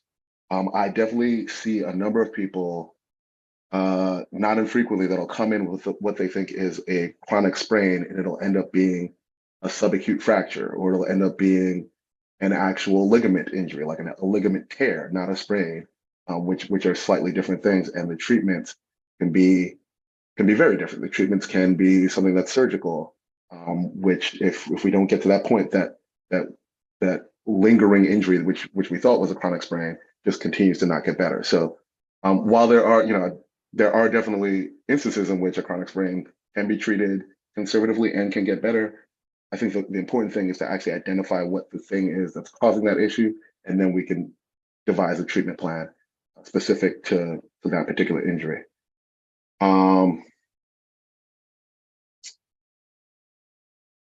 So with respect to reversing arthritis, that's a really great question. There are a number of very smart individuals that have been working on finding an answer for exactly that for a long time now. There's a potential of there being some drugs and interventions that might come out in the next few years, and by few years I mean like 5 to 10 years, that might address those from a biotechnology and a tissue engineering standpoint. But as of right now, we don't have a way to reverse arthritis. We can treat arthritis, we can do surgery to address arthritis, but actually changing what's happening on an anatomic and cellular level to reverse the causes and the effects of arthritis, we don't have a way of doing that.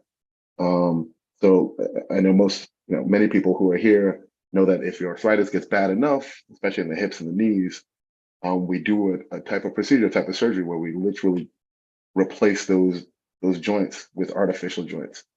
We are hoping at some point to get to the point where there's some kind of therapy that we can give the patient to change that process. And we have multiple ways to conservatively try and slow things down, but we, unfortunately, to answer that question, strictly, that there is not a way to reverse arthritic change. So our best conservative treatments are surrounding exercise and utilizing medications like anti-inflammatories. And just to go back to something that Dr. Wadike said not too long ago, we find that people who have a little more weight on their bodies tend to have forces that are even higher and focused than their joints. So for yet another reason to advocate, healthy living, healthy eating, and reasonable weight and body standards. Having too much weight on those joints is something that speeds up the rate of arthritis, and taking some of that weight off is something that can at least symptomatically address some of those changes, but doesn't reverse arthritis as it is. Thank you very much. Don't go anywhere. We have a couple of more questions for you, but we'll come back. We're rotating. Don't go anywhere. The next set of questions are for Dr. Agu. We have about 3 questions for you. So the first one asks about natural herbs to help with type 2 diabetes. Do they help with that? If yes, those in Nigeria, those kind of natural herbs that they take in Nigeria, do those help with diabetes? And then what she's asking is if Agbo that they take in Nigeria, can Agbo solve type 2 diabetes? That's I think what she's asking. Thank you for clarifying. So that's the first question. The second, the next 2 are basically about metformin, the anti-diabetic drugs. Are there any alternative medications to it? And then also, what are the long-term effects of the medication, and how long should it be taken? Thank you for the questions, and really thank you for clarifying, because at some point I was lost. So when it has to do, I was beginning to think the herbal medications we're talking about was like our natural herbs, maybe things like Olubu and all that. But honestly, I do not know what Agbo is. And because it is not FDA approved, I cannot comment on that, unfortunately. You can comment on Olubu, please, if you know. Go ahead. I am not sure what they do in Nigeria. It's been a while, but from the standpoint of Olubu, bitter leaf, being a leaf, it's a vegetable, I can say that it may keep your blood sugar stable, right? So that should help, just because it's a plant, it's vegetable. So you shouldn't be having much calories from that. It may be calorie neutral, actually. So based on that, yes. As far as Agbo, I cannot comment on that.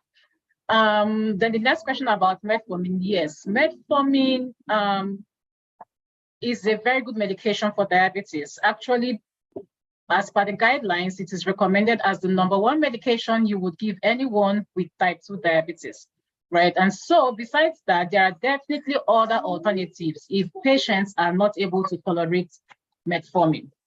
We have several varieties out there. You will have to ask your doctor so that they can actually individualize it for you based on your other medical conditions to be able to pick the right medications for you. Then as to the long-term effects of metformin, yes, metformin could give you could be at risk for what is called lactic acidosis, but then that is just having too much acid in the cells. But then that comes when you have other risk factors, like maybe you already have kidney disease or you have heart failure. And I think when it gets to the point of heart failure stage 3 or 4, they would have to discontinue metformin for the patient. So the next long-term effect you could see from metformin is vitamin B12 deficiency. And for that, I'm sorry, my baby's running around. And for that, we actually do not discontinue metformin just for vitamin B deficiency, vitamin B12 deficiency. You would rather, you could ask your doctor to check your vitamin B12 levels, and based on that, they could just give you vitamin B12 supplementation. I don't know if I have any more questions on that. Yeah, there's just a question here that is asking the relationship between stress and weight loss and its association with diabetes. Has it any positive or negative effects? Stress, regular stress, I don't know, I just say stress and weight loss or weight. So yes, there could be a relationship between stress and diabetes. When you are stressed, your stress hormones go up, and these hormones are actually they cause insulin resistance. So in that case, your A1C could go up, or at that point, you may begin to see signs of diabetes. So that's one relationship with stress and diabetes. And as regards to weight loss and stress, well, yes, anyone who is stressed could also lose weight. It could go either way based on the hormones working at that time, because if you have excess of the cortisol hormones, the stress hormones, you can actually, on the other hand, gain weight. So it's not an easy or straightforward question. It can be both ways. Thank you so much. And thank you, Adoma, for chiming in. Our next question is for Dr. Ebuta. We have two questions. The first one is, can you talk to us about the risks and benefits of vaccination in children? And are there any differences in how Black and Brown patients are treated in the United States, particularly children? And we know that there's statistically Black and Brown adults get treated differently, but have you seen these statistics in children as well? I mean, while you handle the vaccination, people are asking, should I say no to vaccination at early stage of my childbirth? Or should I really take those vaccinations? Are they leading to anything? Are they positive for us or negative?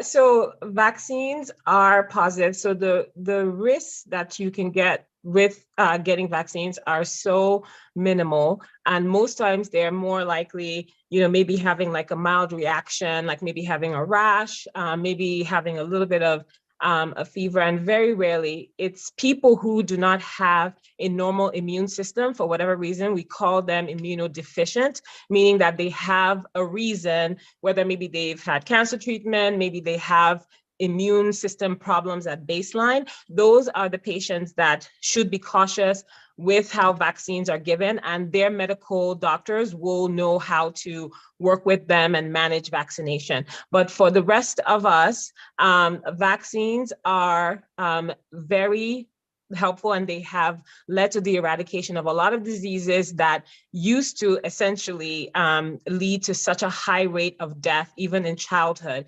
And the reason that it is important that even as you have a baby, the baby is born, and the vaccine schedule, this has been extensively studied. This isn't something that people came up with like in their garage or something. This has been extensively studied in humans and has been shown to make a huge difference in the health of patients. We are seeing patients now, little babies with whooping cough. And for an adult, whooping cough is not a big deal necessarily, though it will lead to a lot of like severe cough that can impact even how you breathe. But I have had to treat patients in the ICU, babies who have developed whooping cough as a result of an infection from an adult around them.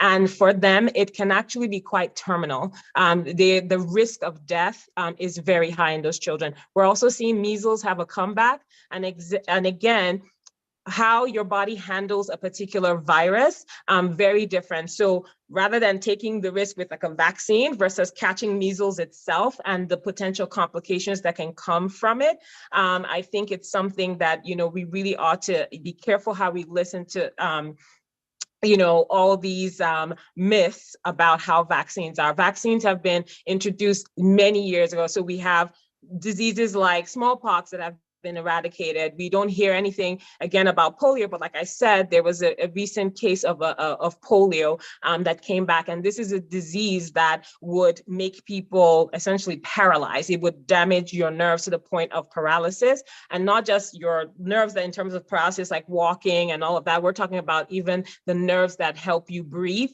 Those are paralyzed, and then you have to have a breathing tube and all sorts of other things. So these aren't diseases that we want to have come back. But what we're seeing now is that because there's all this, unfounded claims about what vaccines do, we're seeing people deciding, oh, I'm going to forego this vaccine, or I'm not going to do this, or I'm going to have my children not get it, or I'm going to have them get it at a later stage and all of that. And we're seeing these things come back now. So we have to be very cautious. The vaccination schedule in children is very specific. It has been studied in patients, and they have done fine. Unfortunately, there was a doctor some years ago who put out a false study, and linked vaccinations, certain vaccines, specifically the measles vaccine, to autism. That has been debunked. That study has been retracted in Science, but unfortunately, it just still is being perpetuated somehow. So again, I urge us to be very careful and to not just listen to experts, but just look at the evidence around you. The majority of people have gotten vaccines and have done just fine with them. And so to try to kind of manipulate that in any way really, doesn't make a lot of sense. And so it's one of those things where it's a risk-benefit analysis. And for this one, when it comes to vaccines, the benefits of vaccines far outweigh any of the risks. And I'm sorry, what was the second question? So the second question was around how Black and Brown patients are being treated in the United States. We know that that's something that's known about adults, but does that apply to children? Unfortunately, it does apply to children as well.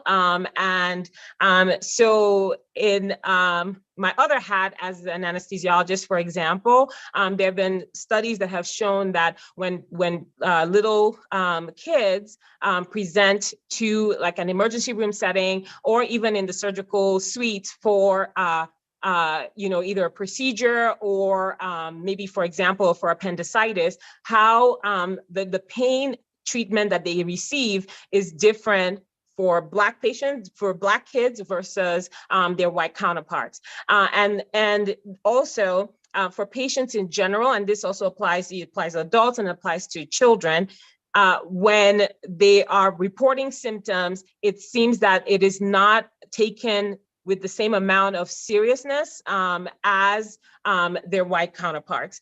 And this can lead to later diagnosis. In fact, also there have been studies that have shown that even with the way patients and their doctors communicate, race can actually impact that. So when you have a Black doctor taking care of a Black patient, they're able to communicate better in a way that ends up enhancing the relationship for the patient. Does it mean that you can only, and you should only have a Black doctor, or that only Black doctors can treat Black patients? Dr. Camacho said, no, that's because there's, unfortunately, at the same time, not as many Black physicians out there to match our population here in the United States. What it does mean is that we have to pay attention as individuals and know what our rights are as patients. You do not have to be aggressive, you do not have to be rude, you just need to be able to arm yourself with information. Make sure that you advocate for yourself or for your child as much as possible, and then reach out to colleagues. I'm going to offer myself up, and I'm sure a lot of the other doctors on this panel, would be willing to be able to hear you out and be able to make, recommendations to be able to help you advocate for yourself better, especially when you're talking about hospitalization and you're talking about, more complicated procedures and what have you. If you have questions, if you feel like you're not being heard, if you feel like you're not being treated, as you should, definitely seek out support and make sure that it is a known thing. Like when they tell you, like, for example, I'll give a personal example. I went for my yearly, my yearly mammogram screening, and there was a spot that they located in my screening mammogram that needed to be reevaluated.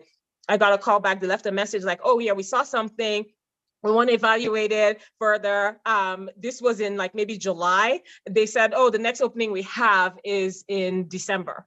I'm like, you're telling me you're seeing something that is concerning that you want to evaluate.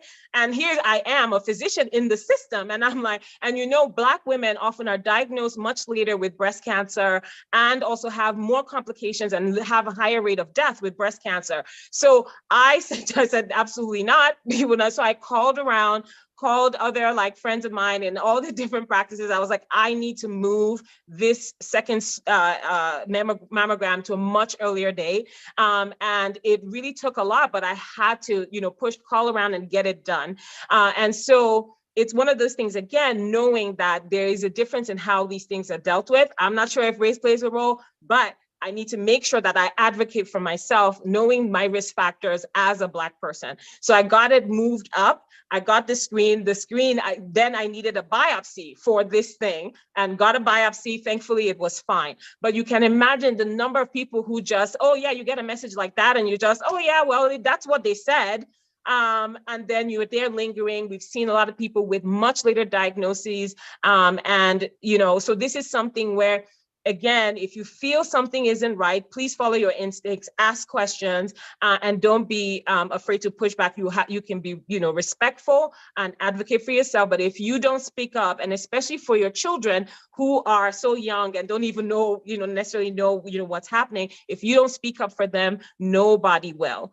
So don't suffer in silence. Ask questions and see where you can, how you can get the kind of support that you need. Thank you. Thank you so much. Thank you so much. Yeah, thank you very much. We have promised our facilitators that we were going to stop at 7 o'clock, but they had just given me their words just to go on for the next 20 minutes or the next 30 minutes. I'd stop for the next 30 minutes. I know Zoe is laughing there. Thank you for agreeing to extend this time to just only 30 minutes. We have a lot, thank you very much. We have a lot of questions from both the bones and both thyroid, both diabetes, kidneys, the children, every part of these questions coming. And I just find it very difficult to say no to everyone. And for some of us who have not shown their screen, their videos, I mean, it would have been very nice to see you smiling or frowning for what you are hearing. And also for some of us that are asking us if this is recorded, yes, it's recorded, and I'm going to post on this chat group. I'm going to send you the link to the Facebook because it's streaming live. Others are also watching on Facebook, others are watching on YouTube. But I think I prefer you here on Zoom so that I can be seeing your faces and know if we are annoying you or if we are really making you happy, and then getting as much information as we can get. But we are not going to get through all the questions. I can promise you that we can't get to all of them. But there's part 2 to this health program. We already applying. We're already planning for part 2, and we'll let you know the date very soon. You can see today we don't have a cardiologist, anybody that handles the heart. We have so many other specialties missing. But we are going to pull everybody together and then get a time when we can come together and discuss all of that. It's just for a little house cleaning, just to let you know what will be coming up. But Dr. Joy Wadike, get ready. Dr. Chijiragu, get ready. You have a lot of questions, and then and Dr. Oz also, and Dr. Chidimo. Okay, so our next question we have here is for Dr. Wadike. Well, we have 3 questions for you. One person asked, when should women stop testing for breast cancer? But I'm going to assume they meant when should they start? So that's number 1. Number 2 is, what should be the corrective measure for a fetus that does not get nutrition from the placenta, leading to constant miscarriage? And the third question is it advisable for a person over 60 without a child and wants one child to do artificial insemination? So the first question About the stopping is correct, because I heard that after age 80, you don't need to be doing mammogram, pap smear, all that. That's not speaking. I don't know who's speaking. So I don't know who's speaking. The first question I was going to tackle was when to start screening. Mammogram is age 40 recommended if they have no prior family history. If they have a family history or genetic mutation, which I did not mention earlier on, BRCA1 or BRCA2 or other mutations that we've not identified, we recommend they start screening earlier than age 40. The reason being that, of course, these patients can have breast cancer earlier in that age 40. So often we'll recommend screening them beginning at age 30 with MRI because of their genetic mutation.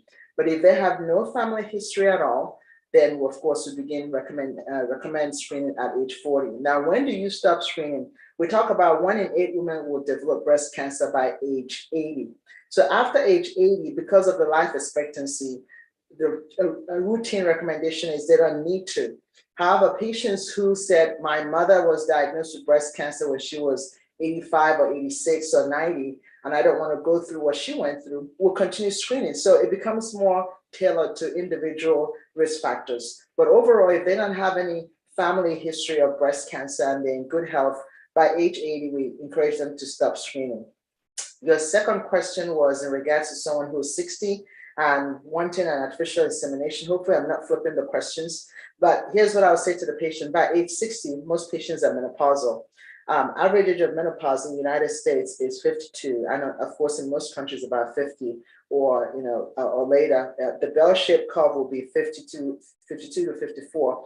By 60, majority of the women are in menopause. So this patient who is menopausal at age 60, yes, can have an artificial insemination with a donor egg because her eggs are devoid of, I hate to use the word healthy eggs, they're dead, essentially. They go through, an atrophy, whatever you want, what you want to use it, the eggs just, disappear, because the timing of the body says, okay, you're in menopause, no more hormones. So there's a natural declining process, and there are no eggs. So they can have artificial insemination with a donor egg and with the sperm of their husband. And if they're insisting that it must be their baby, I don't see how, because what we call AMH, anti-mullerian hormone, is a measurement of ovarian reserve. And by age 40, 45, the AMH level is rising.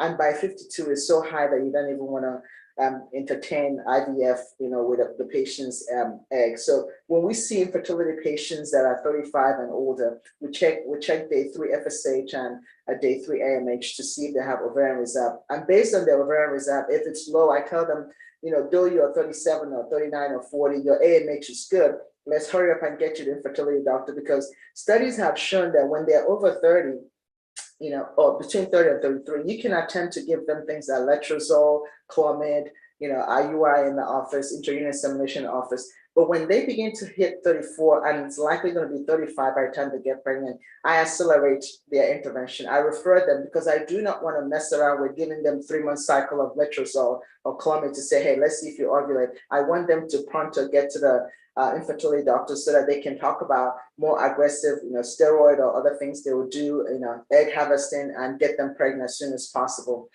So I would encourage intrauterine insemination with a donor egg, because at age 60, there are no healthy eggs. And I hate to put it that way, but that's the reality.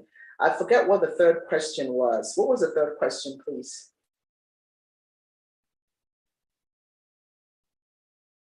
What was the third question? There was a third question, and you also have a fourth question that Okay. came in as well. And let's start keeping our answers pretty short so that we can get through all the questions. So your third question was, what should be the corrective measure of a fetus that does not get nutrition from the placenta, leading to constant miscarriage? That's your third. Do you want the fourth, or? Let me tackle the third. Now, you mentioned short answers. There is no short answer to recurrent miscarriage. Recurrent pregnancy loss is a major category that requires extensive workup, because there are so many variable things that, it can be, vascular related, infection, trauma, autoimmune, metabolism, poor nutrition, like they said. But if the person knows that they have poor nutrition, I encourage them to optimize their caloric intake and, start taking multivitamins. Now, when I talk about multivitamins, I'm not saying double it. Too much of multivitamin is not always effective. Take the recommended dose, exercise, eat healthy, and they need to see a specialist. If they're having recurrent miscarriage and they just blame it to poor nutrition, there's something more. They could have what we call structural, defects. They could have a fibroid tumor. They could have abnormal uterus. Patients who have abnormal uterine cavity, uterine didelphys, or which is a uterus that doesn't have the normal cavity to carry a baby, will chronically abort fetuses. And sometimes they could have a septum. And with a septum, we need to make sure that we correct the uterine septum so that the placenta can find a place to implant. So several things that cause recurrent pregnancy loss. But when we hone in on it, if it's more related to blood, they could have blood clotting disorder. We do what we call a thrombophilia panel, where we check for blood clotting disorder. And if the placenta clots off, the baby's gonna be like, I can't stay here. They die of, and that can be easily treated with putting them on anticoagulation. It could be as easy as a full dose of aspirin or Lovenox daily. And so I would say they have poor nutrition, eat better, exercise better, increase hydration so that there's more blood flow to the placenta bed. But it needs extensive workup because this is not a one-time visit thing when patients come in with recurrent pregnancy loss. It's usually multiple visits that lead to several interventions as we find what causes recurrent pregnancy loss. Okay, what's the next question? Yes, your last question is in terms of what is the role of vitamin D in reducing fibroids? This person has seen extensive clinical studies that it reduces it by 30% along with plant-based dieting. So is there any truth to this? So this is one of those things I usually ask, was this study a randomized controlled study? Because I can tell you that when people say they've seen a lot of studies, I like to see, for me, when I quote a study for a patient, I want to make sure it's randomized controlled study that has, good power. What was the size of the study? Was it double blinded? And in my experience, I haven't come across that literature. And one of the things that we have to do, my colleagues knows that is maintenance of certification, where we have to read articles, take tests every year to make sure you're keeping up with up-to-date information. And we have access to up-to-date. So whenever a patient comes in with an information, I have access to up-to-date or Mayo Clinic, and I'll look it up using my computer. I haven't seen such studies, but I will speak to this. Vitamin D deficiency can lead to a lot of metabolic and immune disorder. Now, we do know that patients who have poor immune function can grow fibroid tumors faster. So if they have vitamin D deficiency and they correct their vitamin D, the immune system becomes more optimized, that they can actually suppress the abnormalities or aberrances that's going on in their body. So in that case, that study could be right. I'm not supporting that study because I'm not aware of it, and I'm not going to speak to something that I don't know the source of it or how the study was done, if it's more of an anecdotal experience.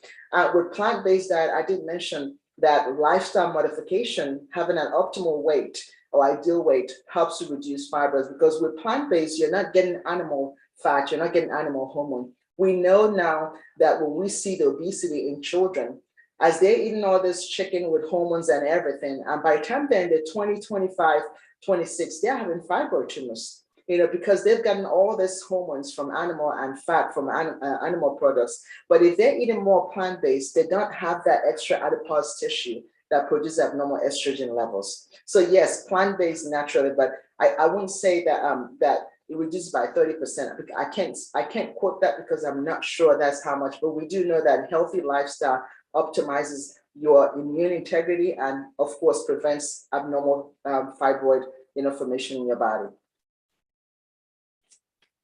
Thank you. Thank you so much for clarifying, and once again, not speaking on things before somebody goes back and says Dr. Joy said. Yeah. So moving on, the next question we have is for Dr. Ago. So we have two questions for you. Someone here says that they have lost a lot of weight within the last year with diet and exercise, but their A1C is 5.8. What more can they do to bring it down? Because, it's very discouraging for them. That's the first question. And then the follow-up question is diabetes curable? Can diabetes go away once you have it? Talk to us a little bit about that.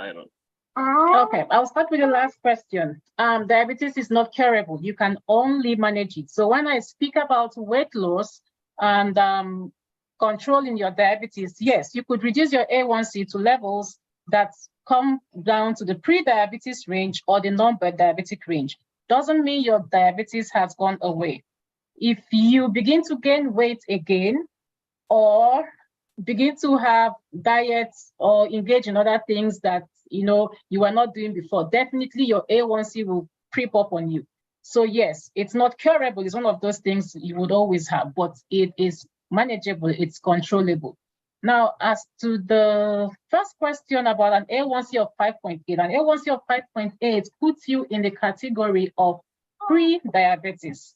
Now, I don't know the patient's age and other medical conditions. That will help to really stratify the answer to the question, because in that sense, based on your age and your other medical conditions, we will begin to know if that A1C is actually your goal, if you are at your target. And so with an A1C of 5.8, pre-diabetes range, I think you are good.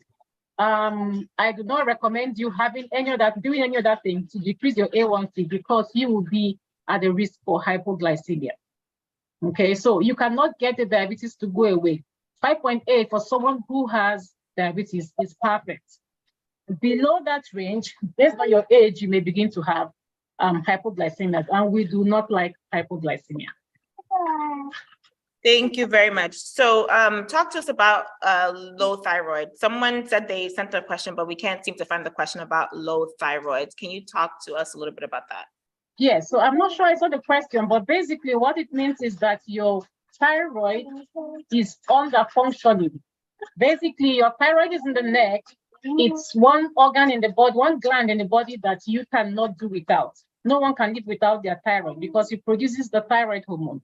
The thyroid hormone is involved in metabolism, every metabolism in the body. And so if you have an underactive thyroid, giving you a low thyroid hormone, it means that everything about your metabolism is slowed. For instance, your digestive system is slowed. Instead of you moving your bowels very well, you will begin to have constipation because everything is slowed. Your heart rate is slowed. You are fatigued, you are drowsy and sleepy. So basically that's what it does. And on the other hand, if your thyroid is over functioning or overactive, you will have the opposite. Your heart rate is fast, your metabolism is fast, everything you eat comes out like diarrhea, you lose weight. Meanwhile, when your thyroid function is low, you tend to gain weight because your metabolism is slowed down. So on that note, you would need to see a specialist. You will need to see an endocrinologist to check your thyroid function test and possibly find out why you have a low thyroid function and put you on medications. You would need the thyroid hormone to be supplemented if your thyroid hormone is low. Thank you very much. Thank you very much, Dr. Agro, and thank you all the doctors. I think we have done a good deal on the questions. What we just want to do for this last section, I know that the doctors, you've made a lot of sacrifice. So many of you, I know you have very tight schedules, but you had made this time for us. And I asked you for 30 minutes. I just don't want you to think that I'm not going to keep to it. So we are going to make sure that we not exceed that time.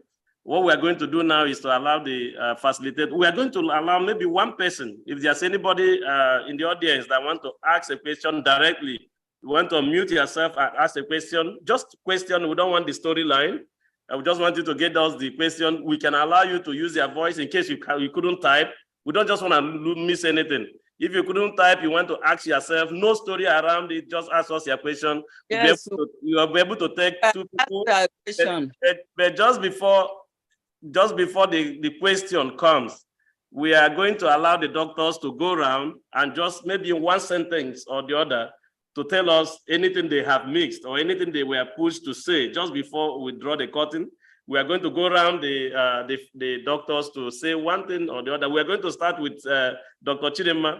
After Dr. Chidinma, Dr. Uzo will be following, and then we'll continue like that for you just to tell us your last comment. But we are going to take two questions from the audience before we continue with the doctors.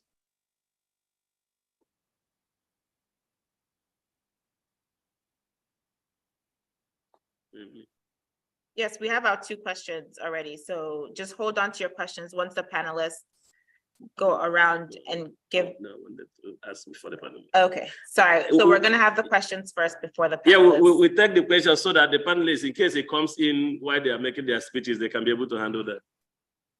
The questions. Okay, I raised my hand first. So I'm going to go. My question is for Dr. Uzo. I want to know what your advice would be. Someone post rotator cuff surgery, what's the cost of management? And is there any particular sleep patterns or ways the person can help to manage the pain?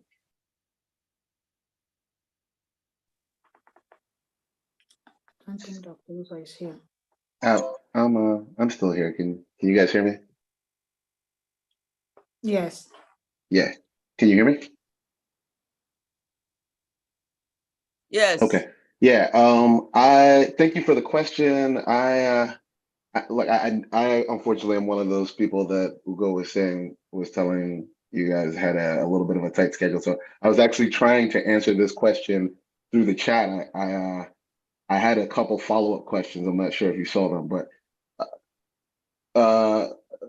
it really depends a lot on what was done in the surgery and how long the surgery was done. So it'd be helpful to know the specifics of the surgery. It'd be helpful to know how long ago the surgery occurred. The best way of treating a post-rotator cuff surgery at 2 weeks is a little bit different than at 6 weeks, is very different than at 4 months. I'm happy if you can see me on the chat. I actually tried to directly chat you. I'm happy to talk about this more directly, but this isn't a generalizable question. But it's one that I feel very confident in helping you answer. I just need to know a little bit more to get there. So feel free to chat me back, or you know what, I'll send you my email in the chat, and you can ask me the question directly. Yeah, also, yes, that question will come to you. I'll be the one to do the consultancy fee, and then the person will reach out to me, and then I'll get in touch with you. Thank you very much. There's no problem there. So, Madam Evelyn Alonso, go ahead. Question is for Chidimma. Okay. Go ahead. Chidimma, how many times can somebody go to the bathroom at night and it is still normal? Well, it depends on how much water you're drinking, and it depends on the gender of the individual. We're not getting into gender studies. So getting up multiple times to go to the bathroom, especially for men, is not a good thing. It could mean that you have an enlarged prostate. But this is also one of those places where we tend to focus on men and forget the women. There are so many things that go wrong with women and their bladder because of pushing out big-headed babies. I'm not one of them. And this can cause the problems with incontinence. Like there are different ways that incontinence is classified. Urge incontinence, and now they're flying off of my head. So there is no set number of times. It all depends, if you haven't diagnosed diabetes, it can make you pee a lot and you get up multiple times a night to pee. If you are drinking a lot of water, it can make you get up a lot to pee. If you are drinking a lot of stimulating things, they can actually irritate the bladder and it can make you get up to pee. So this is one of those questions that are subjective. It all depends on what is, honestly, if you're drinking 8 liters before going to bed, you're going to get up multiple times to urinate. So there is no quote unquote normal, unfortunately. It's not a simple answer. Sorry about that. Could I speak to that question as a gynecologist? Because that's a frequent question that people ask us in addition to what she's mentioned. May I do that, or? Go ahead. Go ahead. So for us, as gynecologists, we consider nocturia for a patient getting up more than 3 times a night. 2 times a night is ideal.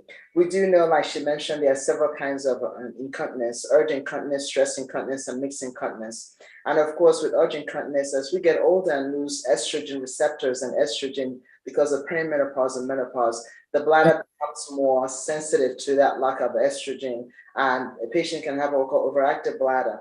Yes, they can have it even when they're younger due to trauma or birth trauma, like she said. And especially if they've had what we call prolonged stage of second labor, they pushed and pushed and the baby is 10 pounds, or they had to have a vacuum or forceps delivery.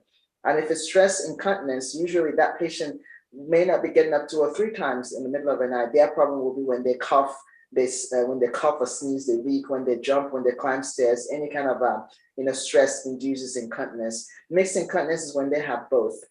However, if they're getting up 2 or 3 times, we want to do a simple urine analysis. Do they have an infection? If they do have an infection, we treat it like she said. And then sometimes if they're like, I can't even make it to the bathroom, but I'm getting up several times, we put them on a medication called anticholinergics to try to get the bladder to cooperate with what's going on and say, hey, I'm not going to pee. I'm not going to wake you up several times. I'm just going to wake you up 1 or 2 times to pee. And if it's stress related, of course, it needs surgery. And I didn't want to take away from what she said, but because this is common questions I get all the time, I wanted to add to that. Thank you. So 2 times is good.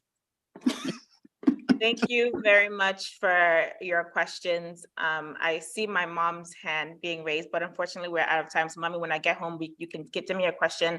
I'll send it to the panelists and they'll answer your question. I'll be the middleman for you. Don't worry, mommy, I got you. She has changed her face. Mommy, ask a question. We're not going to allow you to go like she's not coming into that home today if you don't ask that question. Please go ahead. Actually, I just need help from the doctors. Okay, it's few experiences I've had during my practice, and especially it's true we are getting over the COVID, but it's still concerning to me. And we know we have COVID is still going on, but it's a bit lower than what it was before. So it's during the COVID time, and I asked so many doctors I work with within that time. Like this question I'm going to ask is for the nephrologist, Chidema. Okay, so this patient returned from dialysis, and it's a patient that have tested negative for COVID. She came back from dialysis, and when she returned, because when our patients, when they come back from dialysis, which usually occur in the evening, I go to see them, see how they are doing. So this patient, the vital signs were okay. We are just discussing and talking, and she was laughing and talking, all of it. And this is not the first time. We had a couple of experiences like that. And I had to send numerous emails to the nephrologist of the hospital. What is going on in the dialysis clinic?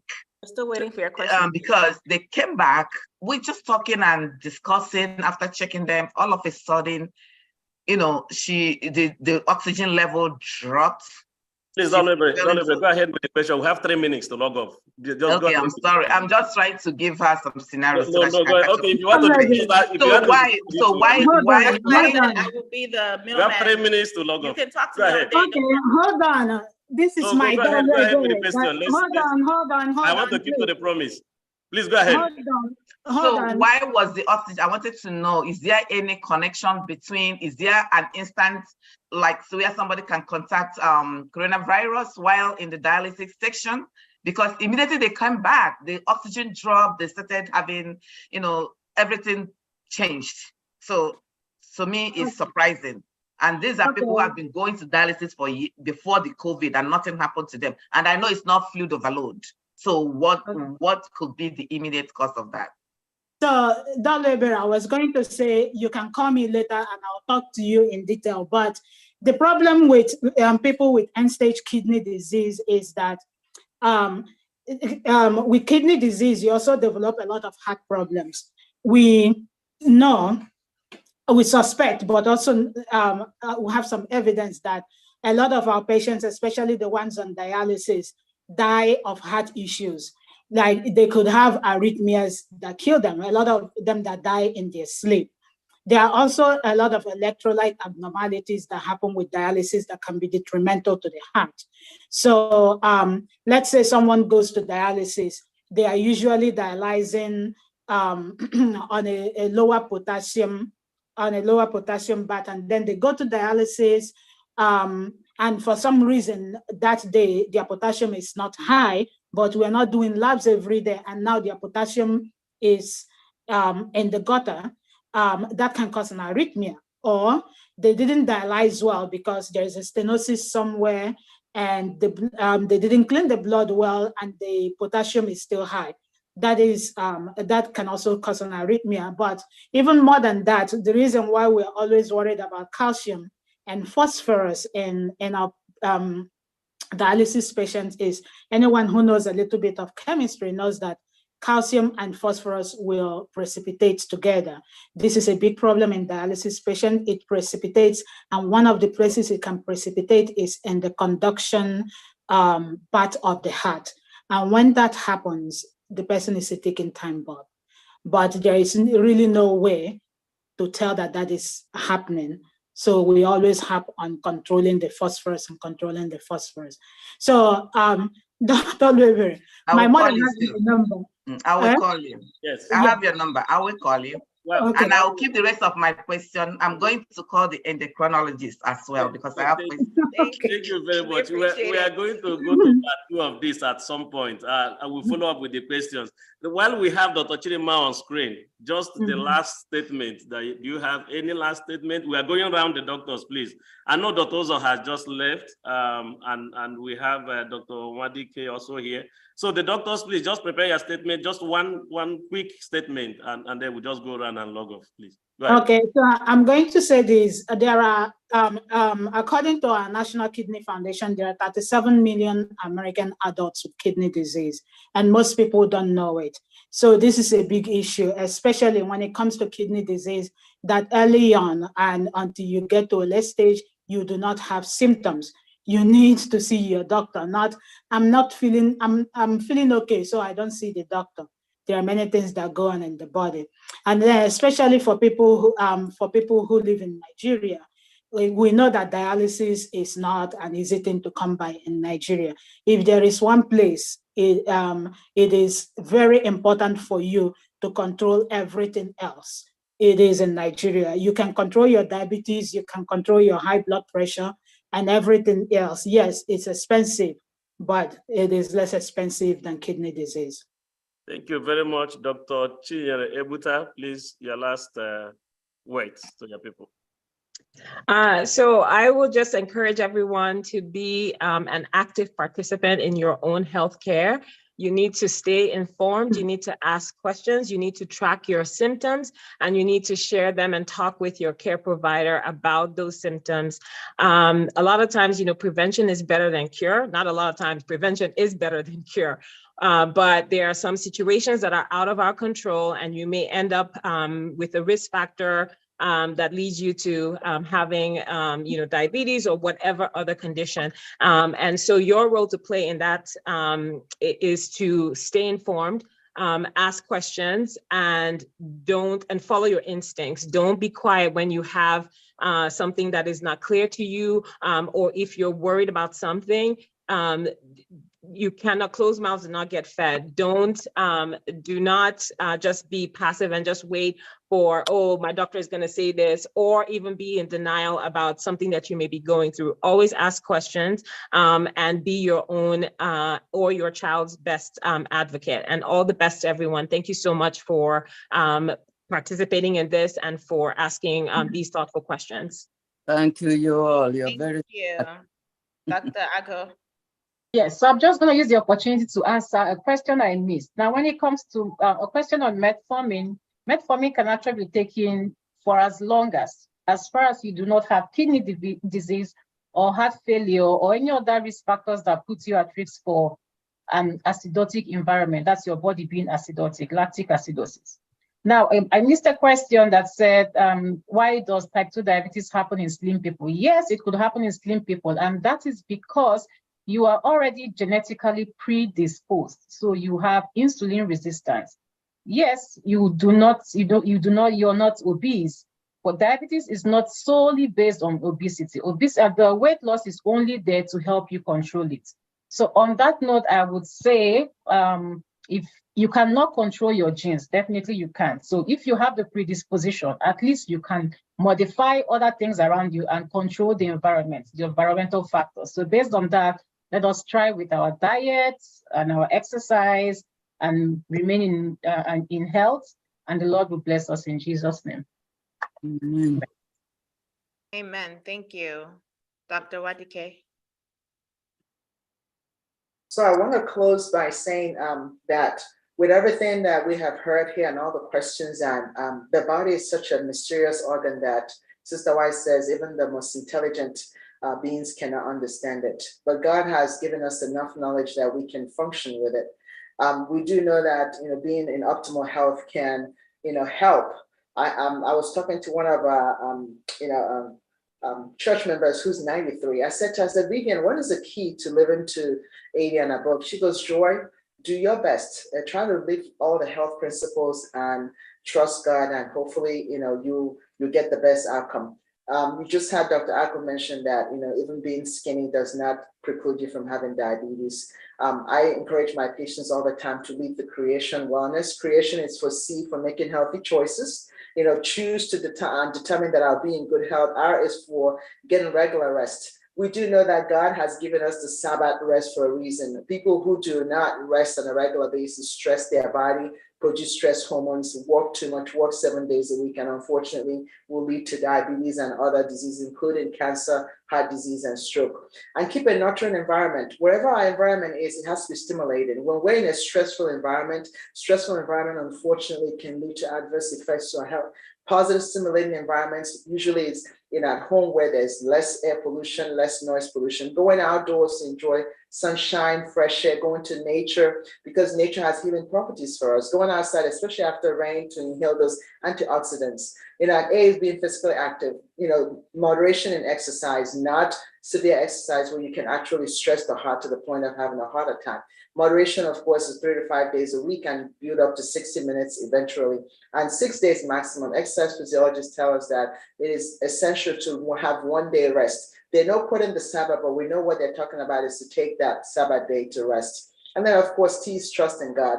We have found science and medicine have now come full circle to acknowledge that those who have faith in medicine, and faith in God tend to do well, no matter how poor their diagnosis is, and that they could have the worst prognosis. But because they have faith, they tend to do better. And we've seen miracles. I can tell you, I work in a field where I see miracles every day, and you see the patient's faith come to work for them. And then, of course, I is for interpersonal relationship. When we have positive interpersonal relationship with our family, because charity begins at home, at work, or play, people are going to be negative. Let Jesus deal with them. But for you, the negative in interpersonal relationship affects you adversely. Choose to indulge in positive interpersonal relation and outlook.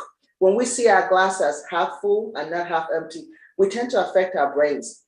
Studies have shown that those who have positive outlooks create endorphins, and endorphins for us is one of the antioxidants, good hormones that helps us recover from illness and keeps us from getting very sick.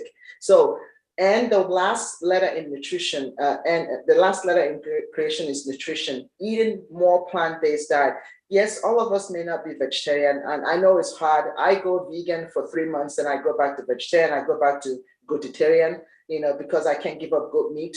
But the reality is temperance. In everything, so that way we can always, live our best health, our best creation health, and trust God for the rest of it. So I hope this has been helpful, and I want to thank you all for joining and allowing us to be able to speak to you guys. I know that we're not the most qualified. Like I said, one of the challenges is knowing something that enough that you think you're right, but not knowing enough to know when you're wrong. And that was not a quote from me, it was from Neil deGrasse Tyson. So I always caution people, look up, go to your doctor, go to Mayo website, Mayo Clinic website, which is a reputable website. Do not Google. Dr. Google is not a reputable website. Please, if you're looking for good information, go to Mayo Clinic. It is the most reputable website. And if you have access to up-to-date patient, up-to-date, go there, because those informations are constantly updated. And reach out to us. In our Nigerian community, I feel like people are so, hiding stuff, don't tell people. And by the time it comes that it's too late, we wish you could have known sooner to intervene or direct you to the right place. And I'm trying to be long-winded, but I just want to thank you all for letting me be part of it. God bless you all. Amen. Thank you. Thank you so much to all our panelists and the doctors. And thank you so much to everyone who participated and joined in the conversation. Dr. Uzo had to hop off, so he will not be speaking right now, but we have Pastor Okezie Irondu who will close us out for the evening. Yes, again, I just want to thank all the presenters and all of you who logged on. Just know that we are so appreciative of you all and for all the questions. And above all, I say, church, there is the need, or there is the essence of this, and that is what we find in the book of 3 John verse 2. And 3 John verse 2 in the New International Version says this: "Dear friend, I pray that you may enjoy good health, and that all may go well with you, even as your soul is getting along well." This is our prayer. This is our desire for you, that you may enjoy good health. And that just as the Lord said that he has come, that you might have health, life and have it more abundantly. May the abundance of the Lord, the goodness of the Lord, and the joy of the Lord be with you, even as you go through whatever challenge you have. The Lord has a promise for you, that you may prosper in good health, and know that whatever condition you have, the Lord is with you.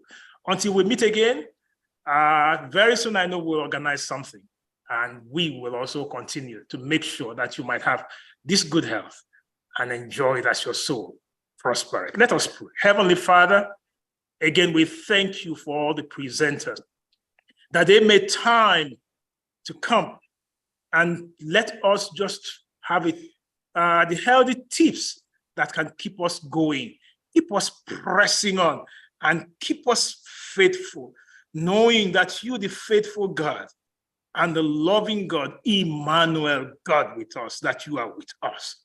And to each one that logged on, whatever be the issue you are having tonight, I bring you good news that the great physician is in the house. Amen.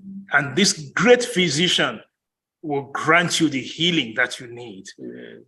Trust him. Know that he is there for you. He says, I will never leave you nor forsake you. May this ever-present God be present in your life to grant you healing now and forever. Into your hand, to his hands, I commend you now.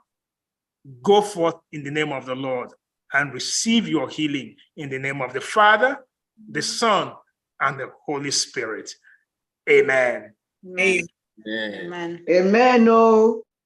Amen. Amen. Thank you all for joining, and have a great day. Join us again.